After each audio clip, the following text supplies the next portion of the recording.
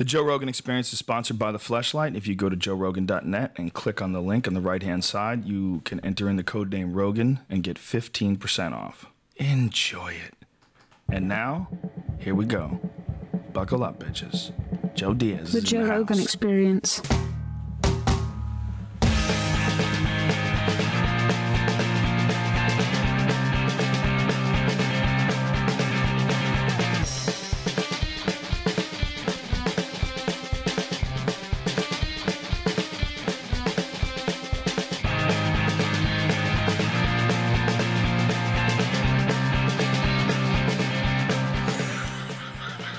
With a backup generator in hand, Joe Diaz returns. What's up, baby? What's up, brother?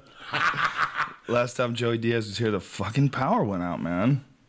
That's ridiculous. That was ridiculous, because by the time the power came back on, he was so high, and he hadn't talked for like 20 minutes, and he was basically asleep. But it was such an organic podcast because shit happened. We just kept going. We just fucking conked it and moved on with it. Yeah, we started an audio podcast while it was all going on. Redban, what's happening? How you doing? What the fuck? Get on the mic, though. I am. I'm trying to adjust your mic. With your new little Keith Richards hairdo today. Look at you looking sharper than a motherfucker. Yeah. You know, I've been noticing I wear hats way too much. And it's not like I'm wearing hats to cover up baldness or anything like that. I just fucking hate fucking with my hair. I hate it. I like being able to hide if I want to. He's just trying to, right now, he's trying to make up for the fact that he's trying to look sexy. I'm not trying to look sexy. This is kind of looking sexy. I'm not looking Look sexy. at this picture, Joey. This is the shirt. This is a shirt we're going to be offering on higher-primate.com. It is a Joey Diaz shirt by popular demand. And the shirt says, Joey Diaz says, if you ain't high by 2 in the afternoon, go fuck yourself. Which is true. It still continues. And that will be our #1 selling shirt for sure. All those other monkey, Buddha, marijuana, those are fine. But this is going to take it to the next level. Yeah. You got to get the word out there. I like what I'm saying? This is Brian. I lost my sound in my ear. Whatever you were just doing. Sound in your ear. All right. Okay. Whatever you just did. You just adjusted something and just lowered something. Right there. That's it. That's it, baby. It just turns it off like that. Yeah. Like off and on. Yeah. Oh, that's something's not right then. Oh, That's really? weird. I barely touched it. Oh. Well, there's a big difference. We got to fix that thing. Anyway, whatever. So the Joey Diaz, if you ain't high by 2 in the afternoon, go fuck yourself. The T-shirt's done. The design is ready. It's going to be printed up as soon as we can get it to the shop. Should be any minute now. So I'll let you guys know. And Joe Diaz will be appearing. Where are you at this weekend? This weekend, nowhere. Nowhere. You're on Friday night. You're in the city. I'm at the Bitter End in New York City on Tuesday at 9 o'clock. What is the Bitter End? The Bitter End is an old rock comedy club that Lenny Bruce and George Carlin and Pryor and... Oh, yeah? Yeah, but the last guy to do it was the guy from The Daily Show. It's a small little rustic place. Yeah, it's a small little rustic place in the village, and the guy's name is Peter Fogel, the guy that I met him during the UFCs. I met him in Columbus. We were both, you guys went in without me, and I had to go. In Columbus, they got a weird airport. You just can't wait online.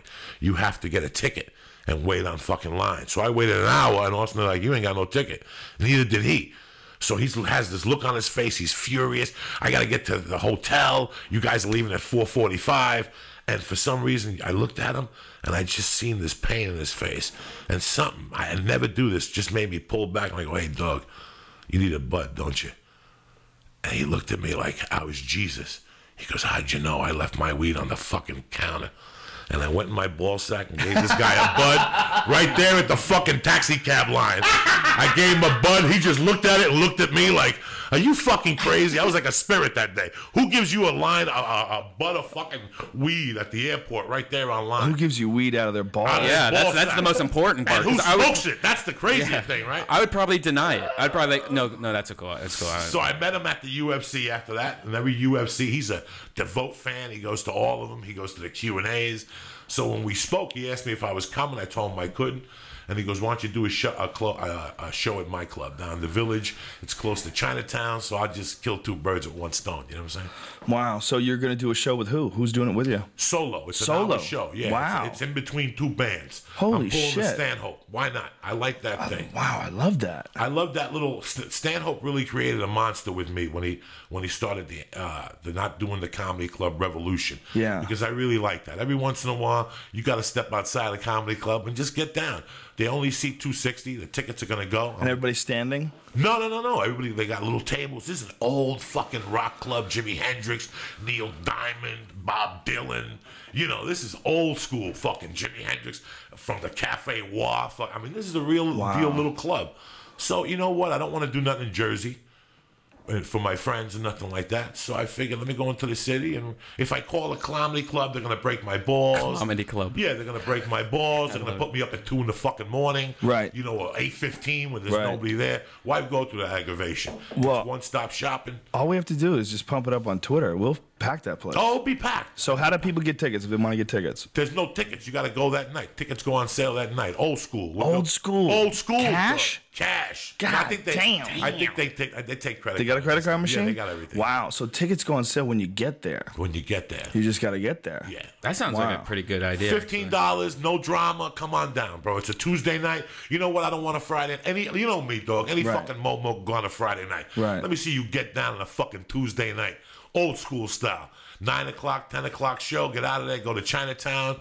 That's what I wanted. And then I'm on to Rochester the next day. So Shazam. And what are you doing in Rochester? I'm doing a club called The Comedy Club in Rochester, New York, and Webster. It's a great little fucking So that's spot. Wednesday. That's Thursday, Friday, Saturday. Thursday, Friday, Saturday. Yeah. And It's how do they? called the Comedy Club? Couldn't they think of some kind of name? Bro, it's Rochester. There's nothing else out there but woods. There's nothing up there but woods. But it's great. You know what I like Woods and going up bodies, there? frozen bodies. This is my 3rd time. I mean, the first time it was January. That's brutal. I'll never do that shit again. Oh. But then now I go at least towards late March just because, you know. I like Wouldn't this you time. like to name a comedy club? Wouldn't that be a cool thing? Yes. What would you name your comedy? I don't know, like Zartans or something Shut like the that. fuck up. Kid. You're a mess. What's going on with you, baby Joe? Nothing. Just fucking. Your family looks great, man. Thank you. It's amazing to know you a long time and to see what's come of your life. They're fucking beautiful. Thanks, man. It's amazing to have your wife and the Supremes, as I call it. That's what you have up here. You know, like Deanna Ross had the 3 sisters, the Supremes. Mrs. Rogan has the Supremes. She got the 3 girls. It's all over for you. You're like the manager. Have they done any dance numbers for you yet? Yeah, like anything choreographed dance numbers? This is great, Joe Rogan. great. I got tears in my eyes. It's look at you. you. Have a very, very nice, especially, you know, you didn't grow up in no fucking mansion when you were a kid. You had it, you know. Look at you. It's a great little family you put together here. Thanks, I'm very man. proud of you. Thanks, man. You don't see this much in men, and he's great with them, isn't he? He's fucking great with them. They love him. They're like, that's big motherfucking Daddy Kane Rogan and shit. Joey, I like your hair today. You have really nice hair. It's combed. You look like you're going to court. My communion look. Yeah. This is my first communion look. I'm bringing it back, bitches. You look like you're on your way to court. Yeah. Nah, there's no. Do you know a fucking cop tried to shake me down today? What? What? A fucking cop pulled me over today, and I asked, you know, I know they have the camera on the cars. Right. I just asked him, is there any reason why you're pulling me over? He goes, no. We had you mistaken, then we ran your plate, and you're okay. You're free to go. Then what the fuck you pulling me over for? I think he was pulling me over to see if I was smoking herb, but I don't smoke herb in my car, so you're fucked, guy. Really? You don't think it might have been just exactly what he was saying? That they just got confused? No, I know how he did it. I parked in a different place by my house, and he was on my corner, and as I made a left, I seen how he looked at me. And I was doing the speed limit. I don't fuck around. I went down, and by the time I got to Hunger, he had made a U-turn and got right behind me. Like, you know when you're looking at your radio and you look up and there's a cop behind you out of nowhere? Right. But it couldn't have been that he just thought you were somebody else? Maybe he saw your haircut and he was attracted to you. He never thought. No, he had another guy with him. What the fuck is wrong with you, Brian? Anyway. Strong possibility, Brian. You think so? But no, maybe. I don't know. But I thought I was going to be late. That's why I called you. I said, this motherfucker's going to pull me over at 10 after But why do you 2. think what makes you think he was trying to shake you down? Like, do they really do that anymore? No, not shaking you down. Just see what's going on. See? Yeah, let me see what's in your pockets. Just see what's going on. Maybe he thought I was smoking dope in the car. Right. You know, and then when he was You just look like a dude who would be smoking pot in the car. Yeah, I think that's what it was. No smoking in the car. He's got weed. Joe, you would smoke in the car everywhere. You would smoke in the car in fucking Texas. And I'm like, dude, Don't smoke in the car. This is not a smart move. And they would give me a hard time. Don't smoke in the car. Don't smoke in the car, Joe Rogan. Don't smoke in the car. No, you guys want to go to jail? I don't do it. You know, this is not California. Yeah. I don't do it because of that. I just don't do it because sometimes in the daytime I don't need to be that fucking stoned. I already get stoned in the morning. That's good enough. If I take weed with me in the car, I'd be a mess. It's funny. It's not a smart move. It is funny how California makes you totally forget that. Like in Ohio, I was paranoid about smoking weed anywhere. Like I would clean up the seeds from my car. I mean, I was like, now I fucking feel like it's like that everywhere. That's why there's states' laws. I mean, that's how it's supposed to be. I mean, it's not supposed to be that someone can stop you from doing it, but it is supposed to be that some places can decide it's okay. What happened in West Hollywood last night? Did you hear about this? I heard nothing. All these weed stores got raided, and one of them caught fire. Ari's weed store is gone. Zen Weed or something like that. No! Yeah, it's gone. There's a sign that says it's closed forever or something like that. Wow. And I heard that one of the places they set on fire. Whoa. Like, I don't know if it was the grow yard or whatever, but there was one place on fire. Zen fucking whatever. You see, the best Jolly Rancher candies you will ever eat in your life. Yeah.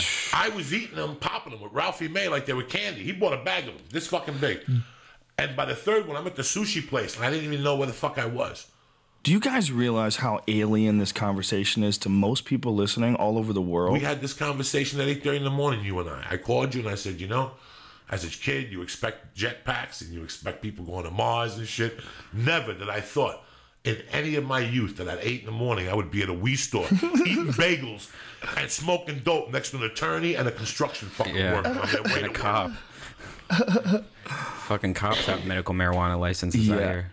They do? I think so. I think they're allowed to. I don't think you can. I don't think you can piss clean. You have to piss clean. Piss, You do? I mean, to get Even signed if you up have a for the license? force. I mean, I don't think they're allowed to test them. I shouldn't be talking out of my ass because I don't know what kind of testing they do once they're in office or once they're on the job. But to get to be a cop, I'm sure they must have to piss test you. I think at the beginning of something they do psychological and all that shit to you. But You know what, man? Look, there's too many fucking restrictions if you're a guy who's just got a fucking job, all right? If you're just a guy who works at UPS and, you know, you got a decent management job and you like it, and you got to fucking piss into a cup every couple months, so you can't even enjoy yourself at your brother's wedding. Everyone's sitting around smoking a joint, listening to some good songs, and you got to stand over there by the fan because you're worried. Yeah, you're worried that shit's gonna get in your hair. The fuck, man? That's nonsense. If you get high, you're only high for like 2 hours at the most, and then it goes away. Unless you're really high, unless you eat it. And even then, what the fuck? By the time you get to work, most likely you'll be sober. If you ate so much weed that you're still high the next day. Have you ever been high in the car, guys, and something happens that you go, whew, that was close? What? Like you missed an accident or somebody was next to you and you just put the blinker on and went and then realized Yeah, he was there. I've done that so much, and when I'm not high though, so I can't really judge if I would have done that regardless if I was high or not. You know, like something where you're like looking down at your shoe or something like that. Like, what's on my shoe? Oh, yeah, you know, I never do stuff that. Like that. You never Don't caught yourself do that. high and slipped and said, wow, that fucking was close or something. No. I'm very conscious of two things. I don't drive if I'm high like that, and I don't ever not pay attention to the road. Paying attention to the road is very important. I always to me. pay attention to the You road. never catch me texting. I don't text in my car. Get the fuck out of here. And, you know, I was in a car once with a chick. She was a publicist for one of the clubs, and she was driving me to radio. And she's fucking texting on the highway. On the highway! Like, you got that kind of control over your car, really? You hit a rock and that steering wheel twists to the right and you got this? You got this. You're really paying attention to what you see in front of you? Are you crazy? We're going 80 miles an hour. And I had to tell her to stop. I said, please stop doing that. You know, if you're going to text, you know, let me drive. You know, don't do it. It's fucking not worth it. It's not worth it. But for a lot of people, man, it's too goddamn easy. It's too tempting. You know, it's right there. My car has a little thing. BMW has this little knob that you dial the phone from all this. So you got like your address book shows up on a screen. You can scroll through it. So you never have to take your eyes off the road. You can just, you know, you're right there Yeah, but you're with still the whole typing thing. something. Yeah, very little. Ford has a button. You just go dial Joe No, Rogan. we have that too. BMW has that too. They all have that now. But my point is, like, even that's tricky. Even that, you got to watch what the fuck you're doing when you're clicking yes and okay. But at least you're looking ahead and like you're getting the peripheral in there. At least, you know, you're getting a decent vision. But man, fucking people who texted their car freak me out. I see it all the time. You're hurling a giant metal machine 70, 80 miles an hour around a bunch of other ones, and you're not even fucking paying attention, you cunt. Do you think eventually us as a race is going to get to the point where that is just common? Like, you could do it super easy. Like, No. you just get trained. No, and you're the input's ineffective. There'll be another input. I mean, it's going to get to some sort of a neural input at that point. Right. But you know, that's all coming. You know, we're resisting all of that. But I mean, look, everything we got today is fucking witchcraft 300 years ago. Witchcraft, total witchcraft. An iPhone is sorcery, man. That shit, it would fucking burn you at the stake if you showed up with an iPhone. And now it's here. What comes next? We're gonna have to get over this human machine interface. We're gonna have to get over the idea of implants. People are gonna have shit implanted into their body, and you're gonna be able to communicate with other machines and other people who have chips implanted in their body. The human body will become a computer. My buddy, I'm laughing because my buddy has a joke that he did in Texas. He did a one-nighter in a club in a part of Texas that was so backwards that the opening act was a magician and they thought he was a devil worshiper. Like they were like, look at him. Doing magic? Yeah, he was doing magic. It is one of the funniest bits. And he goes, Joey, it was a night from hell. He goes, they were all like white Christians, and this guy was in there making birds disappear and shit. They thought he was the devil. They were like, get that devil out of the building. They paid him and asked him to fucking leave. That's beautiful. That's hilarious.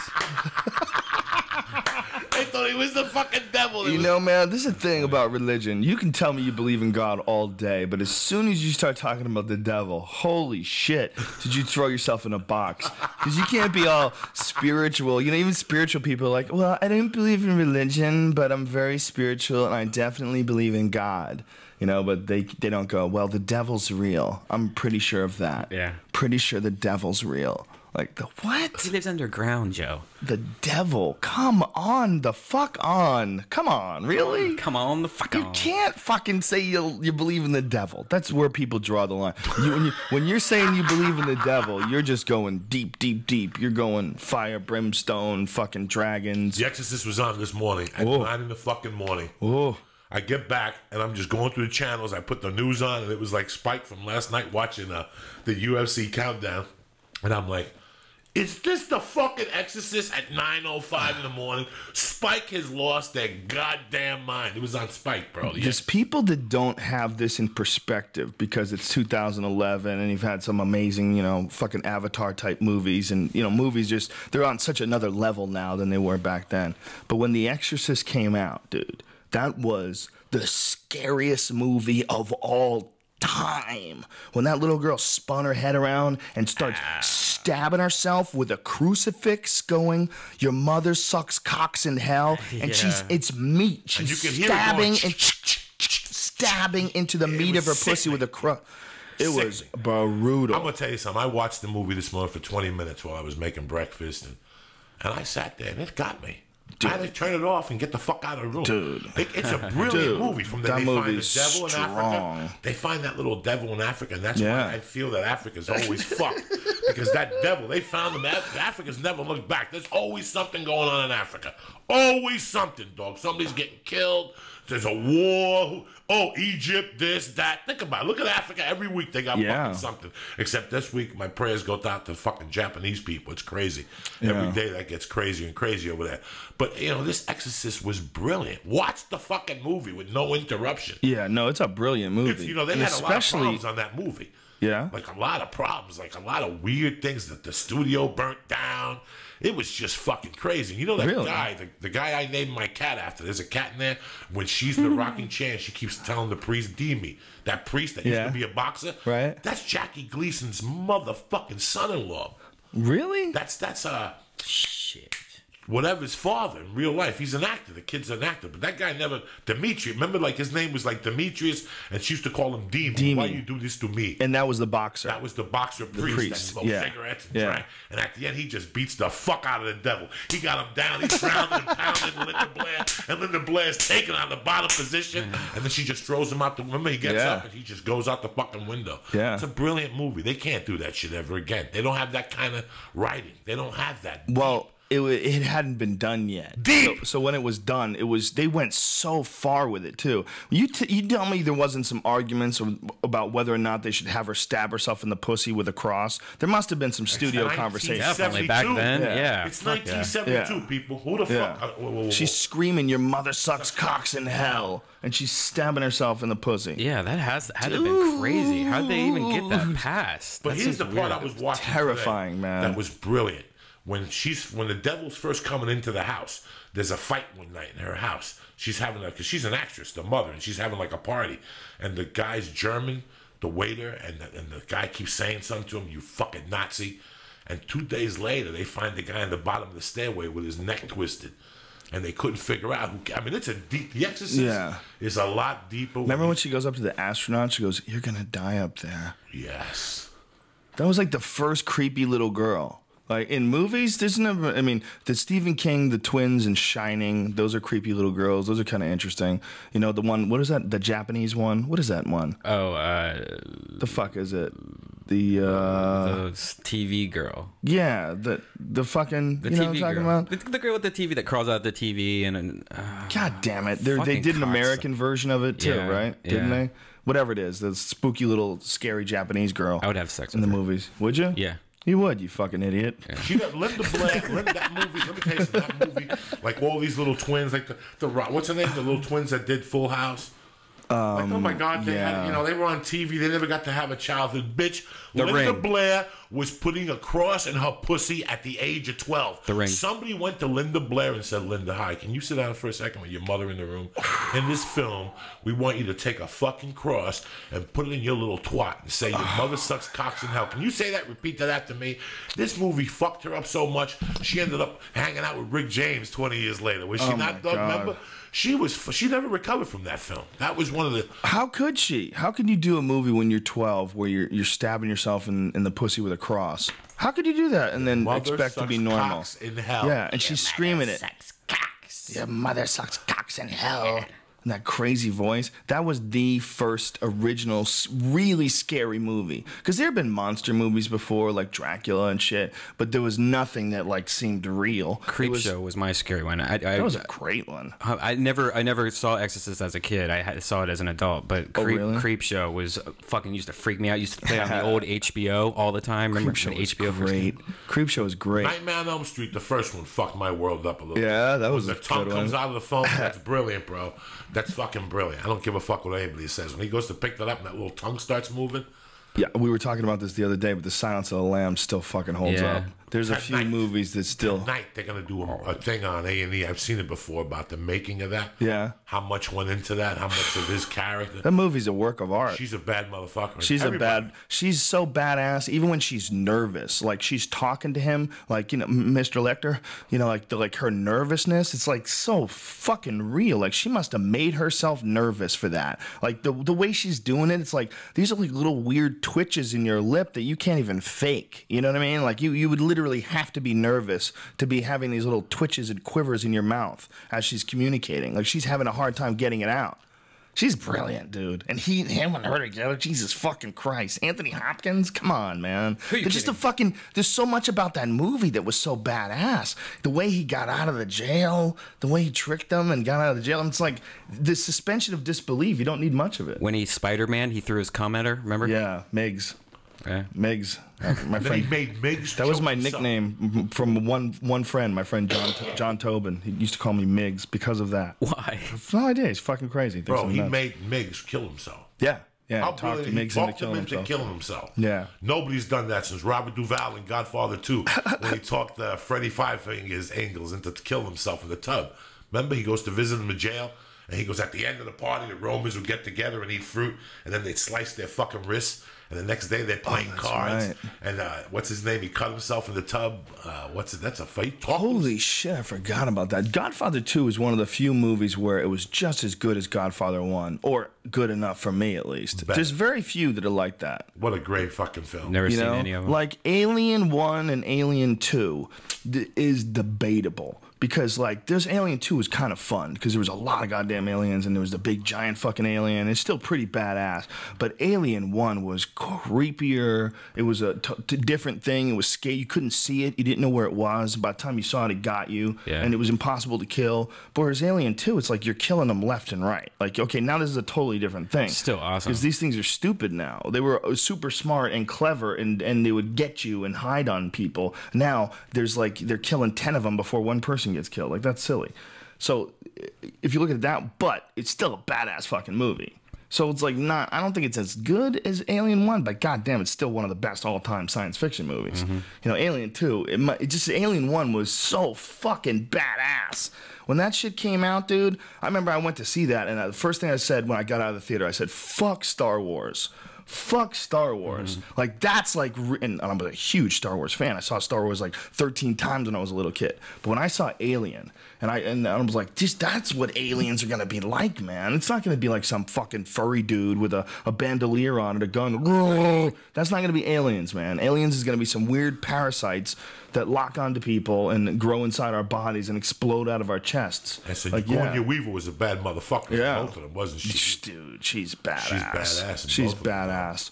That is when she was young too. You know, she was fierce. She didn't give a fuck. Yeah. There's a few people that make acting worthwhile, and they don't seem to need that much attention. They seem to be pretty fucking like that guy. Who's the guy? My Left Foot, Daniel Day-Lewis. That guy. That guy's a brilliant actor, and you barely even fucking hear a peep about that guy. He's never going to like events and making a big deal about things and holding press conferences and fucking sitting in talk shows and crossing his legs talking about his fucking vacation. No. That guy's hiding in Ireland, learning how to box. You know what I mean? He's fucking eating gruel and living in a prison because he's got to be in a prison movie. There's a couple of them that I like that I really respect. I really respect that part of the ass. He's acting. the baddest motherfucker of all time. Daniel Day-Lewis. Between him and Gary Oldman, it's a toss-up. Gary Oldman, even in this stupid Red Riding Hood movie, I went to see Red Riding Hood. Was that good, by the way? I don't think you ever said it was good. It's okay. It was decent. Yeah. You know what it was? It was like it was entertaining, but it was parts of it that where you say, wow, this could have been really good. Right. This could have been really good, but it got a little Twilight-y at the end. It got a lot Twilight-y at the end. But there's parts of it that are, but Gary Oldman's a bad motherfucker. Even in a silly movie, he still comes across like the creepiest motherfucker. He makes you uncomfortable when you see him, like, ah, shit, he's here. Like, you feel it when he's in the room. Like, he ain't no fucking cardboard cutout of a villain. He's thinking like a fucking villain. He's his eyes are lit up like a killer, like for real. He's not, there's some dudes that don't know how to do that, or they can't do that. I don't know what it is. I can't do it. I don't know what it is that they do it. I've never been a successful actor. But whatever the fuck it is that those guys have, those, like, what's his name? Russell Crowe. He's got it too. They can just become somebody. They can just really become someone different than who they are. There's only a few dudes who can do that. But those guys are valuable. Those guys, that's a crazy trick, man. When you know what this guy really fucking talks like, and it's not weirding you out. That all of a sudden he's got this strange accent. Like, what Russell Crowe really talks like. But all of a sudden he's playing some guy from Brooklyn and you buy it? How are you buying into this? Why? Come on, I know what his real voice sounds like. But yet I'm still roped in. He's that good. Who's the worst? Give him $20 million a fucking movie. That's why. Who's the worst at doing that though? Mike Myers. Mike Myers? I mean, every single movie is the same fucking character. Exactly. Well, it's different when you're trying to be funny. He's just a trying sketch guy, bro. These fucking actors, listen, there's some motherfucking actors that could act their fucking ass off. And when they're around you, you know it. Denzel, Marlon Brando, the chick from The Postman Always Rings Twice, that Jessica Lange. Oh, yeah. Them bitches were treacherous. These fucking little bitches today couldn't deal with them. These actors today hanging out at the fucking on Hollywood. You think half of these motherfuckers could run with Marlon Brando when he was slinging dick in his day? Are you fucking kidding me? They went down on what's that movie he did down on the island before he bought the island? Island of Dr. Moreau. No, the one before that with a treasure when Warner Brothers said, yeah, go down there, have a blast. They went down, he wasn't even directing, he was banging fucking chicks 10 at a time. He had some water boy fucking filming the fucking movie. He had footage in there of boats going by and birds. They're like, Marlon, what the fuck you been doing down here for 8 months? They weren't even gonna give him The Godfather because of that. They were like, we don't even want to hear that fucking name. That guy guy blew 8 months of our life. We went down in his wildlife and he's drawing pictures.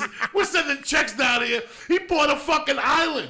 Did he really? You don't know about that? Well, I know he lived on an island, right? And then for Superman, they're trying to call him up, come back. He's like, listen, I'll read the script, send me $100,000. You had to pay him to read a script. Wow. 20 grand to read it. You want him to show up? That's 100 grand for a meeting. I gotta come off the island, dog. So 20 grand to read, 100 grand to. Well, I think they hated him when he died. He had been pissing them off for 30 fucking years, and they couldn't do nothing. He was Marlon. Bro, the guy showed up at the Oscars. Didn't even show up. He sent an Indian to pick up his fucking Oscar. Go online and look at it. She's up there fucking and booing her and shit. This guy last week at the well, what's his little fag name? Anne Hathaway and the guy. Oh, they blew the Oscars.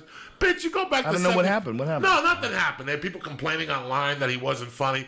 Bitch, you go back was to it James Franco? Yeah, when Marlon Brando sent a fucking Indian with a feather in their hat to pick up his Oscar, they were booing her. That's real Hollywood. Steve McQueen. We've had this conversation. Well, that was their only outlet to express themselves back then. They didn't have Twitter or the internet or anything like that. You couldn't like stage a protest. What express yourself? You're an actor. If you wanted to do something, you wanted to protest something in public. You had to do it during an award show, like on television. That's the only way for people to see it. I've never thought about that. Yeah. You're completely Not right. only that, people wouldn't re-see it. How do you re-see it? Right. There was no re-seeing shit like that. No YouTube so you had to make, like, if you wanted to make a stand, making public stands was very important back then. That's the only way you had a voice. Right. Fucking Marlon Brando put more Indians in the movie. Remember those black guys at the Olympics? They held their fists up with the black gloves on. Oh, right. The black power fist.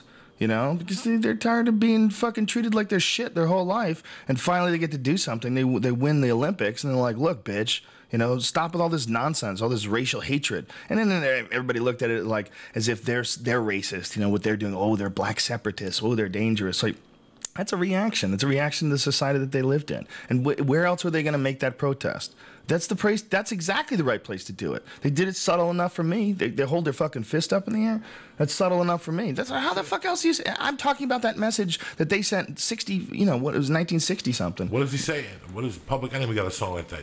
Raise your fist to the music. United we stand, yet divided we fall. Together we can't stand tall. Brother's gonna work it out sometime. Whatever. Sometime realize it's super bad. What's up, B? Yeah, that was what you had Man of 1,000 bitches. Look at him. I'm watching you, Brian. You got more bitches than fucking incorrect. He's a very loyal, very boy. Very loyal. Shit, he's been slinging dick. He's breaking everybody's records. Yeah. He's got that pop star hair thing going on. I'm telling you, he's looking Sexy like bitch. Whatever. He's looking like Whatever. Whatever. I'm so over it. Whatever. So over it. I'm going to a food truck. What the fuck, Brian?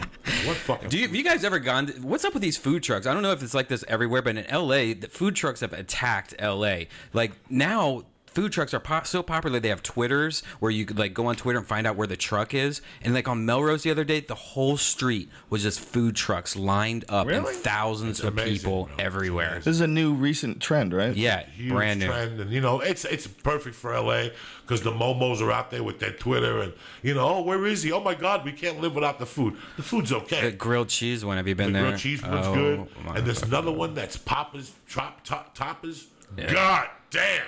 And they don't pay rent. There's no overheads. The food's very cheap. Right. Wow. You know, it's not bad. Pretty badass. They have them in front of Skinny's on Thursday night. They have an open mic in Skinny's. You go in there and do comedy, and on the way out, they got these fucking trucks everywhere. So, Wow. I see those Mexican ones, and I don't take the chance. No, they're those like upgraded. You know, like nowadays they're like it's like a restaurant. I think about taking a chance though. Sometimes, like there's El Tapatio in the Valley. Whew, I want to take you there if you want to go get some real Mexican food. Where is it? El Tapatio. yeah, they're always good. It's legit, dude. Where is this? It's What part of the legit. valley? It's I think it's in Woodland Hills. Okay. It's on like Van Owen or something like that. That place is legit. Dude, they're pork tacos, carnitas. Oh, and delicious. oh, Margaritas last night, dog. Stop oh, it. they have that big dirty bowl of pickled jalapenos and carrots just sitting out there. Anybody could just stick their fucking hands in there. No one cares. Big little plate of jalapenos and radishes and shit like that. And those jalapenos will fuck your world up. These are jalapenos they grew. You know what I'm saying? Like they grew these shits in their backyard. They got these new jalapenos. They don't make your ass burn like just when you're shitting. They stay there all day. It's like a subtle fucking burn to remind you. And all day you're in the bathroom triple wiping because you think you didn't wipe right. You think you have like the second remorse coming out of your muffler. But these new jalapenos, bro, they burn your ass all fucking day, dog. New jalapenos? I had this last week or two. My asshole was on fire all fucking day. I'm done with that stuff. What, you don't eat Mexican food? No, I'm done with jalapenos. That shit just fucks me up too much. Dude, I make carne asada burritos with fresh jalapenos. And I chop them up in there, and I chop up like a whole pepper and a half, and then in one burrito, and it just fucking cleans the whole system out, son. Snots from 80. Oh, gee, tears are coming down your eyes, your tongue's on fire, but goddamn, your body's like, it gets like a nice jolt. It feels like you're fucking dusting off all the bullshit. Yeah. You don't get into it, huh? Shitting out half a quart. Brian of blood. likes mashed potatoes and meatloaf. No gravy, please. Thank you. Do you have milk? Mashed potatoes and Do you have whole milk? With that on white bread. I had a piece of mashed meatloaf from last night on white bread, Wonder Bread. Shit. With a little ketchup on that motherfucker. Stop it. Here's another strong place to eat. There's a place called Chick's out here in the valley, and I think that's in Calabasas. Maybe somewhere around that. Anyway, this fucking place they made their own rotisserie. They throw wood in it. It's a wood burning rotisserie, family owned. They've owned this place fucking forever. You have to pay cash. Yeah, you've been there before. You have to pay cash. They don't have credit card machines. Fuck you, cash. And they got this fucking brisket sandwich, dude. It's a barbecued brisket with mashed potatoes in the sandwich. There's a layer of mashed potatoes and a layer of this mouth-watering brisket, and it's all in together, and you know it's a giant ass. Dude, I'll take you there after this. You're gonna shit your pants. I ate it. I ate it 2 days ago, and I've had irregular shits ever since then. I am so backed up, and it's all from this thing. It's giant. It weighs 13 pounds. It's the biggest sandwich you've ever eaten. Tremendous. I shit green, like fluorescent green today, and the only thing I could think of was the mushrooms. No, it's AIDS. The mushrooms. No, bro. That's Hulk my AIDS. Shit's tripped. You got Hulk AIDS, bro. You know what's weird when... never mind. I don't want to talk about that anymore. The fuck, Brian? I shroomed you, Hulk Joey. AIDS. I shroomed for my first time in like 7 or 8 years. I shroomed 2 days ago. Beautiful. You call me. Can you get some? I could get shroomed. What Okay, the cool. fuck? Are we not on the internet, you cunts? Jesus Christ, you guys gonna get raided? No, we're not gonna get any. We're talking mushrooms. shiitake. Yeah. We're talking shiitake. You fucking guys are a little too casual. You excited about this weekend in New Fuck York? yeah. I'm excited about New York. Excited to do Opie and Anthony. I'm excited to do the weigh-ins. Can't wait to do the shows at Gotham. Excited about everything, man. You know, I'm sorry I missed you. It was just that I didn't want to ask you. Oh, it's okay. I didn't really know. And they gave me the Rochester week when I was there last year. And all of a sudden I see the UFC's back to this year, so I didn't want to leave for 10 days in a row and ask you. Yeah, no, I understand. No worries, man. No worries. And then I said, fuck it, because I wanted to go back, but I didn't want to go back during because it's going to be busy the next couple of weeks. And it's weird because I was telling you the other day I'm going to visit a buddy of mine, and I wanted to tell you the story just so you didn't know. In '83, you know, I was a fucked up kid, and I was at a bar one night, and this kid came in, and I knew his whole family. I knew his younger brothers, and this kid had gone to the Air Force Academy where you had one. Didn't you go under the train or something once? No, I went to the Olympic Training Center. Springs. And his other brother went to Brown, and we used to go visit his brother. And his brother used to be there when Kennedy was on campus. They were in the same fucking thing. So we would go up there and watch Jackie O come through the campus, and people would throw shit at her and call her a Jackie O, you cunt. It was fucking crazy. But just to get back to the story, I wanted to get out of Jersey. You know, I wasn't doing the right thing, you know, and he came to me. He's like, you know, I got a place in Colorado if you want to come. He goes, we'll buy a car and drive out. And I was like, I'll give you the money for the car, but I wanted to rob this dude, right? I wanted to rob this drug dealer. I used to hide 3 kilos. They used to deliver 3 kilos a month to his building, and he would hide it in his parking garage. So somebody slipped one night at a party and said that his buddy got 3 kilos delivered, and he didn't want to put the coke in his house. So my plan was to rob the kilos. Now at the time, I used to deal with a loan shark all the time, and he was he wasn't my friend, but I knew him for years, and I was trying to set him up too. I would make him payments every week. So what I was going to do is rob the drug dealers, give him the $5,000 I owed him, wait 10 days, and then hit him for 50. And then take off to Colorado and buy a house or whatever I was going to do, right? Wait a minute. I got lost. Oh, dog, I used to be the real deal. I've been trying to tell you this for years. So you were going to pay him back and then rob him? I was going to pay him back. I used to borrow from this guy constantly. Okay. For years, he owned a bar. He was a mob guy. We used to borrow from him constantly. Like you'd fucking borrow $500 for $750. So that was 10 weeks to $75 a week. So people would come to me and say, bro, I'm in a bind with George. I'm in a bind. Can you get me money from George? And I would borrow it, and I'd get a point every week. So I was lending out money. So altogether, my bill was $6,000 with him. But it was people that were paying the guy. Do you understand? That's a weird thing, like lending money. Oh, it's amazing. That's an East Coast thing, isn't it? This is huge. This is huge. It's not an East Coast thing. It's is huge. it? Everybody loan sharks. There's loan sharks in Ohio? Banks are loan sharks. Banks are loan sharks. Yeah. 21%. It's a loan shark. No, you're right. Some people have a car business, and they're in a bind. They're legit people, but they want to buy 10 cars and they don't have the cash on them. But you know what? God damn, could you imagine if there was no banks? How much it would suck if you had to carry all your money around with you? Yeah. Oh, no, it sucks. What if you had gold?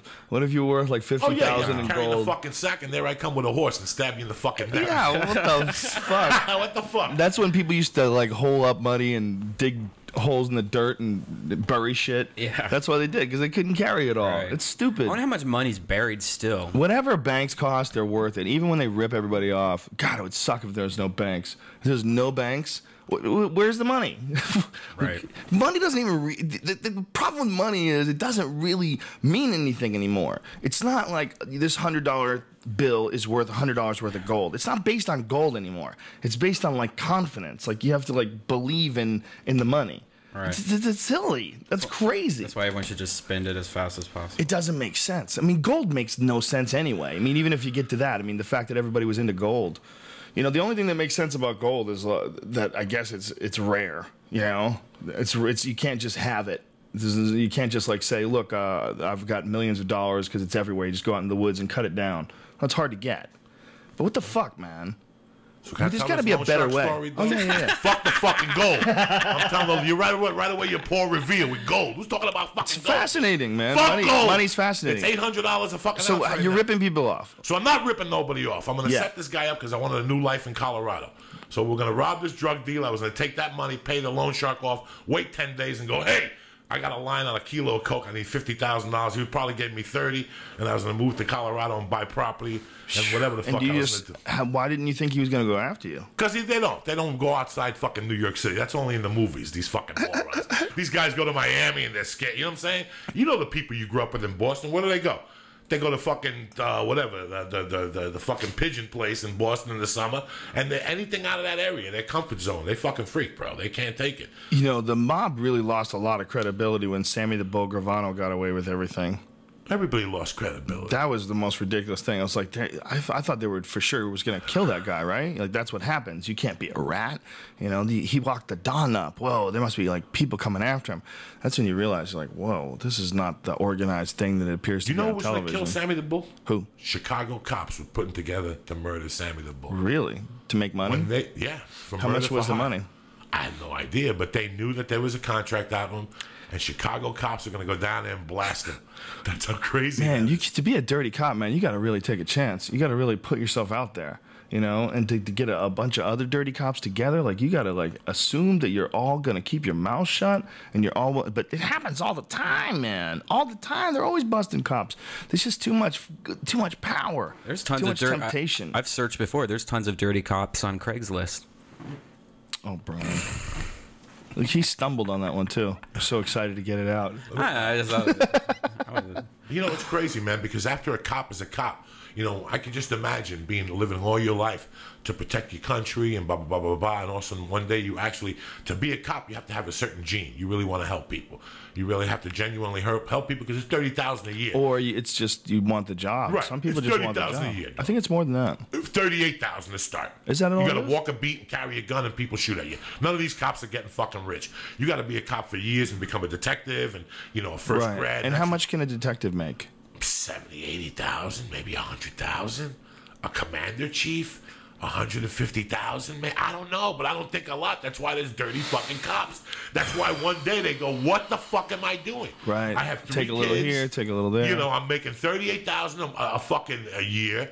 You know, and this guy wants to give me 5,000 so I don't bust his bookmaking operation on the corner. Who the fuck are they bothering? You know, and that's how it starts, bro. And I guess it's like, hey, we were talking about the other day that you had Andy Dick on, and he said that sometimes when you're doing a bad show, you're so upset with yourself that you resort to doing, you know, you're just not happy with the present condition of your life. It must happen for a cop too. It's fucking tough being a cop every night. And at the end of the day, you go home at 8 in the morning after a 12-hour shift, and you're making 40 fucking grand a year, and people are shooting at you, and you got to be out there in the rain, and You know, nobody, you know, it's funny because only on TV are people nice to cops. Right. You know, cops put up with a lot of shit on the other end. You know, people like me, I was a criminal, so I'm always a gentleman to cops. I don't want them fighting that warrant. So I'm as nice as honey. I'm as nice as, you know what I'm saying? But there's people out there that have a little money or think they're bad to the bone. They're like, what are you pulling me over for, bitch? Yeah. You get the ticket, motherfucker, for opening up like that. Absolutely. The officer, was I doing something wrong? Listen, Sorry. they're there because there's a lot of people that are fucking crazy, and you need some protection from those people. Absolutely. You need somebody pulling them over when they're weaving in between lanes. You need someone tackling them when they're ready to shoot people in a fucking mall. You need cops. People that don't think you need cops are crazy. All these I give anarchist my life talk. Like, the older I got, and the wiser you get, I give my life to teachers, cops, anybody who's a public servant. You know, all last week we're talking about this fucking mutt, Charlie Sheen, who's basically a fucking rich junkie. If you come down to it, that's just sitting there talking shit. Do you have the balls to get on a plane right now and go to Japan and help those fucking people? Nobody talks about those fucking people. Nobody well, you can't really. Nobody listens to a fucking doctor. If a doctor did a fucking podcast today and tried to tell you how to stay fucking healthy, you think he'd get the views you get? Or this fucking Momo Charlie Sheen? No! Dr. Oz is you know, you handsome think that man. Think about that. He's Our on the society. Oprah show. Think about our fucking society. Those guys are You over in and Oprah. Japan right now picking up fucking walls, and there's kids under there yelling and screaming. They'll see things we wouldn't even imagine seeing in a lifetime. Those guys are going to come back, and next week they'll have another disaster in Venezuela or in Oregon, and those guys will never get not even a fucking thank you. You know what? That's always killed me. I can never be a public servant. I'm too much of a fucking piece of shit. There's people out there that are just, that's what they live for, you know, and they really believe in it. Bro, the day after that earthquake, think how many people just got on a plane and they just came back from somewhere else. Where was there an earthquake? They just got back Chile? from a fucking earthquake. No. No. New Zealand. Where Where the church and all There's that a shit. lot of goddamn earthquakes lately. What fucking do? We're sitting here like pigeons on a pond. I don't know what the fuck we're doing here, giggling with a can, like a bunch of fucking momos. What next? It's either going to be San Francisco, Oregon to buy us some more time, and then we'll fucking next. That's why we need to go to fucking Texas. When shit goes down, Texas is the best place to live. At least all the guns are going to come out and shit. But think about all that shit last week with these people. Think about what it takes to go over there right now. What are those people getting paid to get on a plane and go help those Japanese people? It's a good question. Fucking, I turn down $50 fucking gigs if I got to drive an hour. These motherfuckers are going over there. Think about that, bro.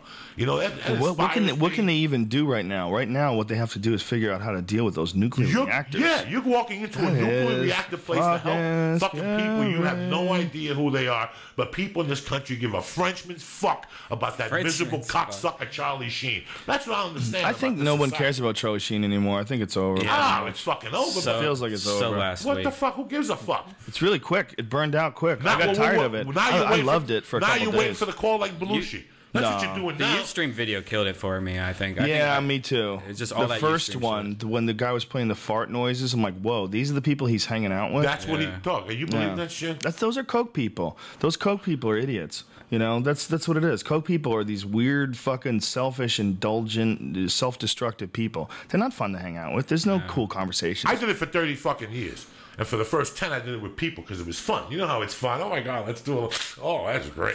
After that, I became this person that was inside. I couldn't be out with people. But I never hung out with those. I didn't like it. I can't listen to people when they're doing coke. I want to kill them. That's why after a while, you can't even take chicks home because all you want them to do is suck your dick.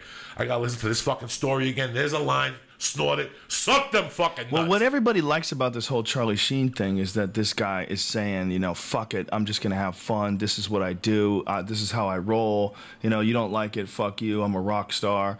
And, you know, that he's like got this crazy confidence in everything he's doing. You know, winning, you know, next. And everybody wants to be able to think like that. Everybody wants to be able to, you know, like people that they're struggling and they're going through some shitty job. Like, God damn, how badass would it be to be fucking Charlie Sheen right now? You know, it's really funny because you said something to me after the Vegas show. You took me aside and you're like, yeah, Joey, you know, you stand up. I can see you're working on it or whatever the fuck you had to say to me. Well, the coke was doing the same thing to my fucking stand-up. Instead of writing jokes, all I used to say was, fuck it. I'm Joey Diaz. I can bang at 50%. I go up there and lies to you, bro. Drugs, coke, cigarettes, they lie to you. This idiot's buying into some Colombian Well, fucking I'm not thing. saying he's on the money, but I am saying that if he didn't die this way, what is he going to live forever and cure cancer? What the fuck difference does it make? I mean, the only thing that's sad and tragic is his kids are going to miss him. But you know what? I mean, what is he doing? What does he want to do with himself? This is what he wants to do. He wants a fucking party. I don't think you should stop him. Oh no! Are you kidding me, Joe Rogan? It's so weak. You I fuck. swore I thought How do it you was think it is? off. It's all right. Nobody important. It's all right. It happens sometimes. I made the mistakes too, Clone. Of course it's Sussman. You guys continue. That's my man. So yeah, shrooming, man, was fucking amazing. Did you have a great? It was visual. It was to the point where the person I was with, I could see their like energy flowing through their skin, and then like we went outside and the stars were going crazy, and then like shadows looked like they had texture. It was How many fucking hours did you amazing. trip for? 4 good hours. Any diarrhea or anything from the mushroom? Just bright green shit today. Right, like that's what fluorescent, kills me. like- Yeah, that's like- what kills me. I used to trip while I used to get the diarrhea while I was on the mushrooms. Me too. That last time. That's It why I haven't sucks, done it right? for 7 I years. just got when I lived in Colorado. I'd eat a mushroom, and 10 minutes later, I'm in the shitter trying to figure out how many trees they cut. But to have you done fucking do- have you done it the tea way before? That the- seemed yes. like it was so much easier on your It's a little easier on stomach. your It stomach, didn't yes. have any problem. The tea is fucking great. Yeah, it's I've good. done the tea for concerts. Yeah. It's great. I've had the Amanita muscaria tea. What's that? And how was that? That's the mushroom that they believe is responsible for Christianity. That's that crazy red and it- white mushroom that looks like Santa Claus. Is it like a mushroom? Like psychedelic mushroom? Yeah, it's a psychedelic mushroom, but it's a different sort of a psychedelic. It's very weird. You know, I don't know if what I got was good stuff. It was very strange. And then Doug and I did it, and the day we did it was the day the war broke out. 9/11. Yeah, yeah. right. The day we went to war, and we decided to go to this dude Jan's house. You know Jan. Shut your shit Is up, that bro. me? That's you, son. Anyway, we go to this kid Jan's house, and he lives out in the middle of the desert. It's a weird fucking town out in like Palmdale area or something, you know? Not there, but one of those towns where you're like, what the fuck? Who's out here? What are you doing out here? And we get blitzkrieged on mushrooms out there. Wow. And then we watched the news. And the news, I'll never forget this. shit. I've talked about this before. Yeah. Doug Stanhope said, the guy goes on, he goes, war coverage begins at 5. And Stanhope goes, holy shit, there's a kickoff. And we are shroomed to the gills, to the point where everything I see, I shouldn't be social. I should have been alone in the Right. room, closing my eyes, lot of lying on visuals? my back.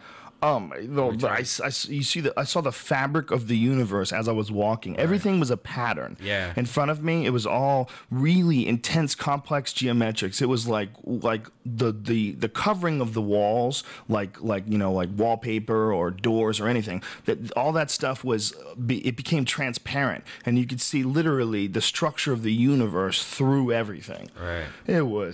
We were fucked. I mean, we were gone, and the fucking war coverage starts, and it was so strange. That's crazy. I couldn't imagine that. It was so bizarre, man. It just didn't seem real. It's like it's 2000 and whatever the fuck it was back then, 2, 3, and I was like, this is how we're rocking it.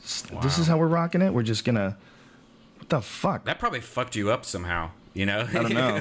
It's Well- probably like burnt into your mind because mushrooms with 9/11, that's insane. Because 9/11 was crazy for everybody because that was something they never saw ever. You saw it in a psychedelic way, No, and the that's war. No, Or the war together. going off. Not 9/11 itself. 9/11. I No, just who the saw on fuck was? TV. I wish I We would were have had hanging out. mushrooms Could you for the imagine plane that, going though? through. Nobody You remember knows. when we were hanging out on Yeah, 9/11? you came It right was down. interesting. We went over to Mike Favorman's. Favorman's house. It was Eddie and Ralphie and Joey. It was an interesting fucking day because, boy, the shit had went down. And we went to Baja Fresh, and we had some burritos, and we were just sitting there and shooting the shit and just talking, and not a fucking plane in the sky. That was one of the weirdest things when they shut down all the flights. Not a plane in the sky. Speaking of Favorman, he has a new book out, and he's been actually doing the Really? tour, like the morning show tour all around the country Really? and stuff. Him and Is his it a other cookbook? yeah, it's a cookbook, cookbook. and Yeah, he I knew it. writes it for camping, for like gourmet food while you're camping and stuff, or outside. And I have never eaten Favorman's food, but I hear he's a bad He's motherfucker. Yeah. fucking got great chicken, man. His chicken, I don't know what he puts on it, but Yeah. it's crazy because I did I hit a window pane acid one night when I was. Why do they call it a window pane sophomore, acid? Because it was like a clear acid. It was like it looked like a piece of glass. oh, So I did it one night, and the people I were with, the one guy I was with, freaked out. It was a Monday night football game, and he goes, "Bro, I gotta go home." I'm like, all right, fucking go home. I guess I'll trip solo. So I went and I go, I know I'll call for a buddy of mine, knock on his door, and his dad answers. He's like, Joey, come on in. I'm like, Mr. Bender, I can't. Come on in and have a soda. Wait for him. He should be back from the gym or something. So I sit down, and I'm sitting there tripping my ass off, watching fucking Monday Night Football with him, and he's telling me about the stats of the game. It was a Jet game, and I'm sitting there, and it's dark. He watched the TV in the dark, and all of a sudden Howard Cosell comes on. He goes, I'd like to report something. John Lennon has just been shot in front of the Dakotas. And here I am tripping on this fucking acid. And I'm flying by this time. And he's watching TV in the darkness. And he's talking about, and I'm thinking about John Lennon getting shot. Reports are coming in. He just got shot in Dakota. We'll keep you posted. Oh my God, America, I have a sad former Beatle. And he just went into the speech. You could hear it on YouTube. But I'll never forget sitting there thinking to myself, you know, like, because when you're tripping, you really can't comprehend the thought.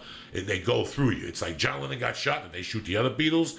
Well, I hope they shot Elvis. You know, it just keeps fucking going. And you can't stop these fucking thoughts. But that was what happened to me that day. Like, I just went over there to call for Brian. And he's like, Brian's playing at his league, but if you want to sit and watch the game. It's weird when you remember when people died, the jolt. Like, what is it? What is it about memory that some memories are so much more potent than others? Some memories just stay forever. They're just locked in, and you just don't get rid of them. You remember where you were sitting, you remember what the room looked like, or you think you remember what the room looked like. I bet it would be a little bit different if you actually saw it in real life. But when people died, like, I remember I was at my girlfriend's house when I was like 18, and the Space Shuttle Challenger blew up, and I watched it blow up on TV, and I didn't realize what had happened while I was flying through I'm not sure if I saw a replay of it or if I saw it live, but I didn't know what was happening, and then it blew up, and then I realized what they were showing, and then I had to turn the volume up, and I'm watching this, I'm like, holy shit, like, it blew up in the sky, but like, I can see the carpet, I can see the walls of her room, I mean, I can see the whole thing, I remember everything, it's like it's locked in on me, you know, what is that, why how come, I mean, is it just do we not have enough capacity to remember shit like that all the time? I don't know if it's that or what, because sometimes that kind of shit pops out of nowhere though. Like, it wasn't deleted. Like oh my God, I forgot all about that, and like all these memories come rushing in like out of nowhere. So it's almost makes you wonder if there is a drug or something that could just open all the doors and open all the memory, and give you access to all your files. I've been taking this 5-HTP. What is that shit from GNC where it's supposed to be pumping more serotonin and stuff like that. Does it work? I've been only taking it like for a week, but immediately I already find my mind working better in memory. Really? Yeah, in happiness. I feel like more. Of course, there's other reasons too, probably. Well, you know, I said Chris and I are coming up with a supplement line. We're gonna figure out all the best shit. Like, we're working on it right now. He is working on it, and we're gonna have pills where it's all of the best vitamins for mental throw that shit in function. There. Throw that shit in there if you can. 5-HTP. You know what I'm talking about? I've never done it before. But you know what I'm talking about, yeah. right? I take a bunch of different stuff, but that's not one of them. I'll tell you what exercises me is when I really write about a situation. When I sit down and I go, okay, today I'm going to write about the time I tried out for freshman football. And even though I have no fucking idea about it. And then the memories come back to you? And everything.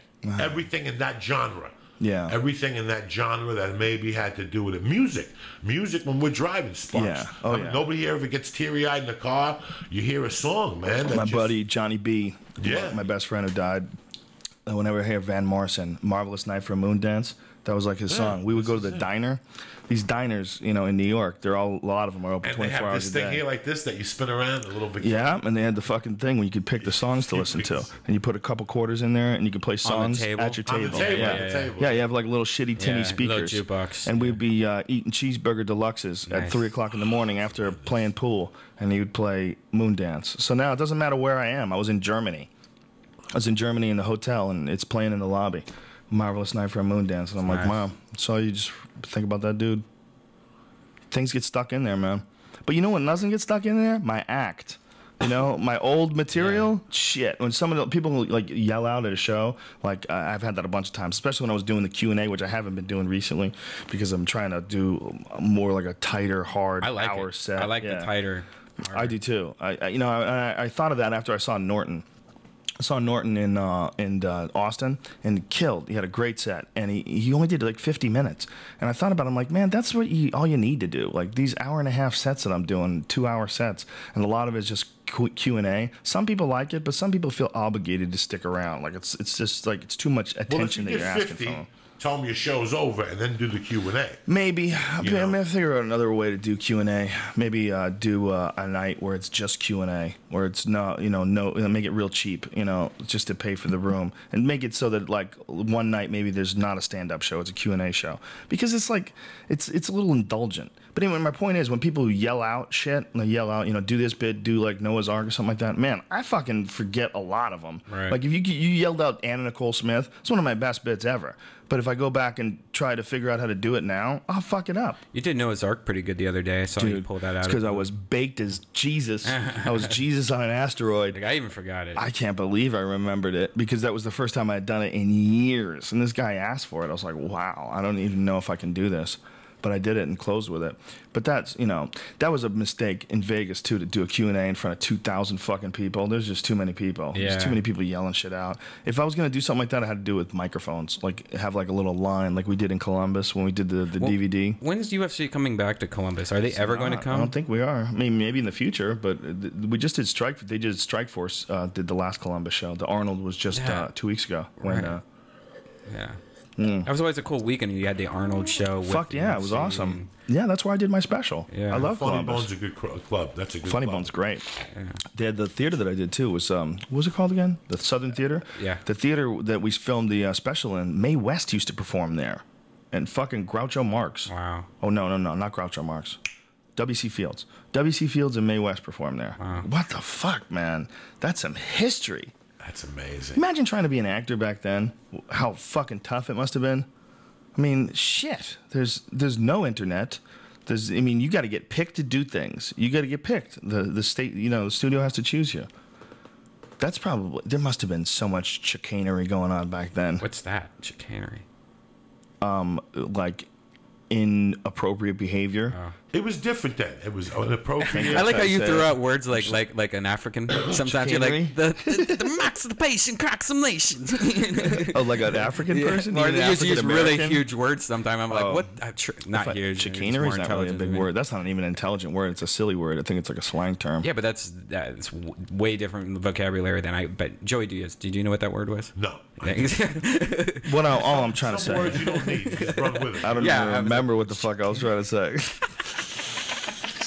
We're trying to say about how hard it was. And it's so weird because if you talk to people from them, like even if Hollywood was different then, they'd move you out here. Yeah. And they give you And a you suck paycheck. everyone's dick. No, they gave and then you they give you a paycheck. script They gave you and a loaf of paycheck bread. every week. They gave you a paycheck every week, and you just got to sign different films. All those guys that you see from the 60s and 50s that were here, they all lived in Burbank.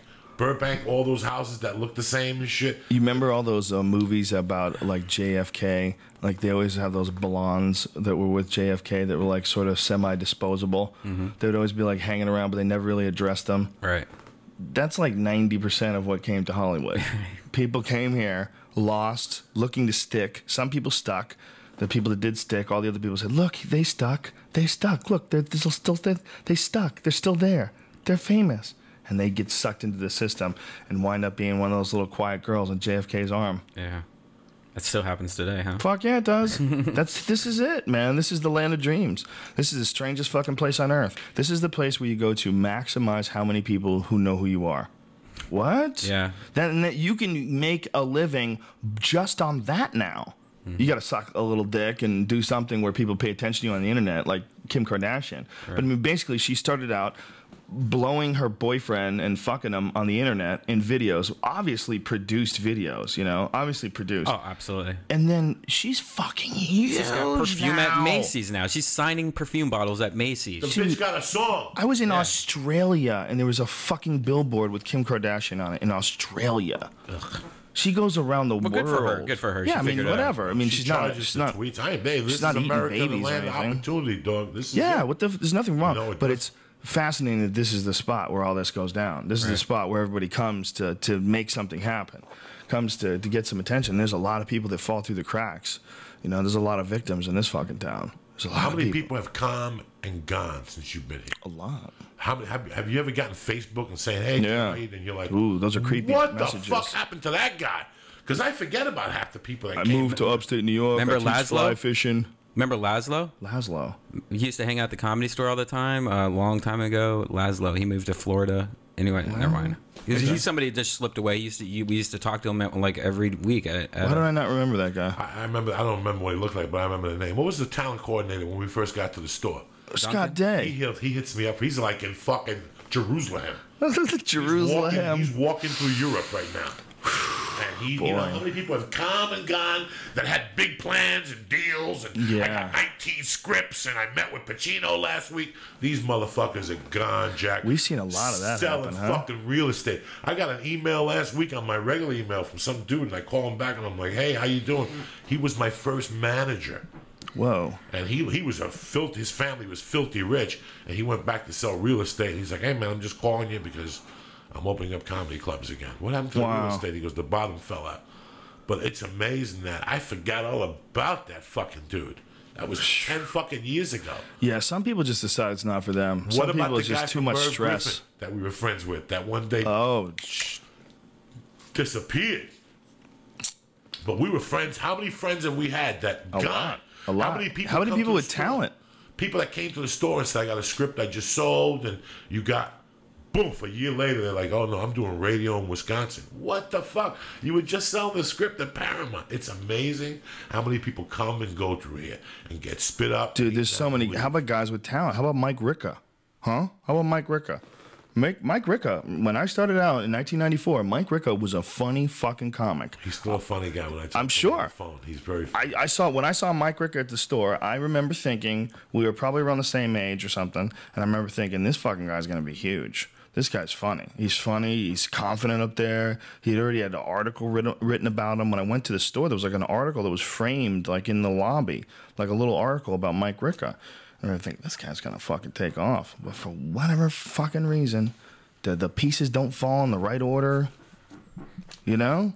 It's just amazing. It's a weird fucking town. Yeah. And Chelsea Handler was up there with us from day one. You know? She's going gangbusters now, that crazy bitch. Look at her. She's got like sitcoms, and she's got her own fucking show, like a reality show about her show. So she's got her show, and then she's got a reality show about her. So good for her. I hope she's the white drunk Oprah. That's what I hope. Good for her. You know who I heard was on that reality show about Chelsea? The girl from Denver, the assistant. Oh, really? Yeah. Awesome. She's one of the characters.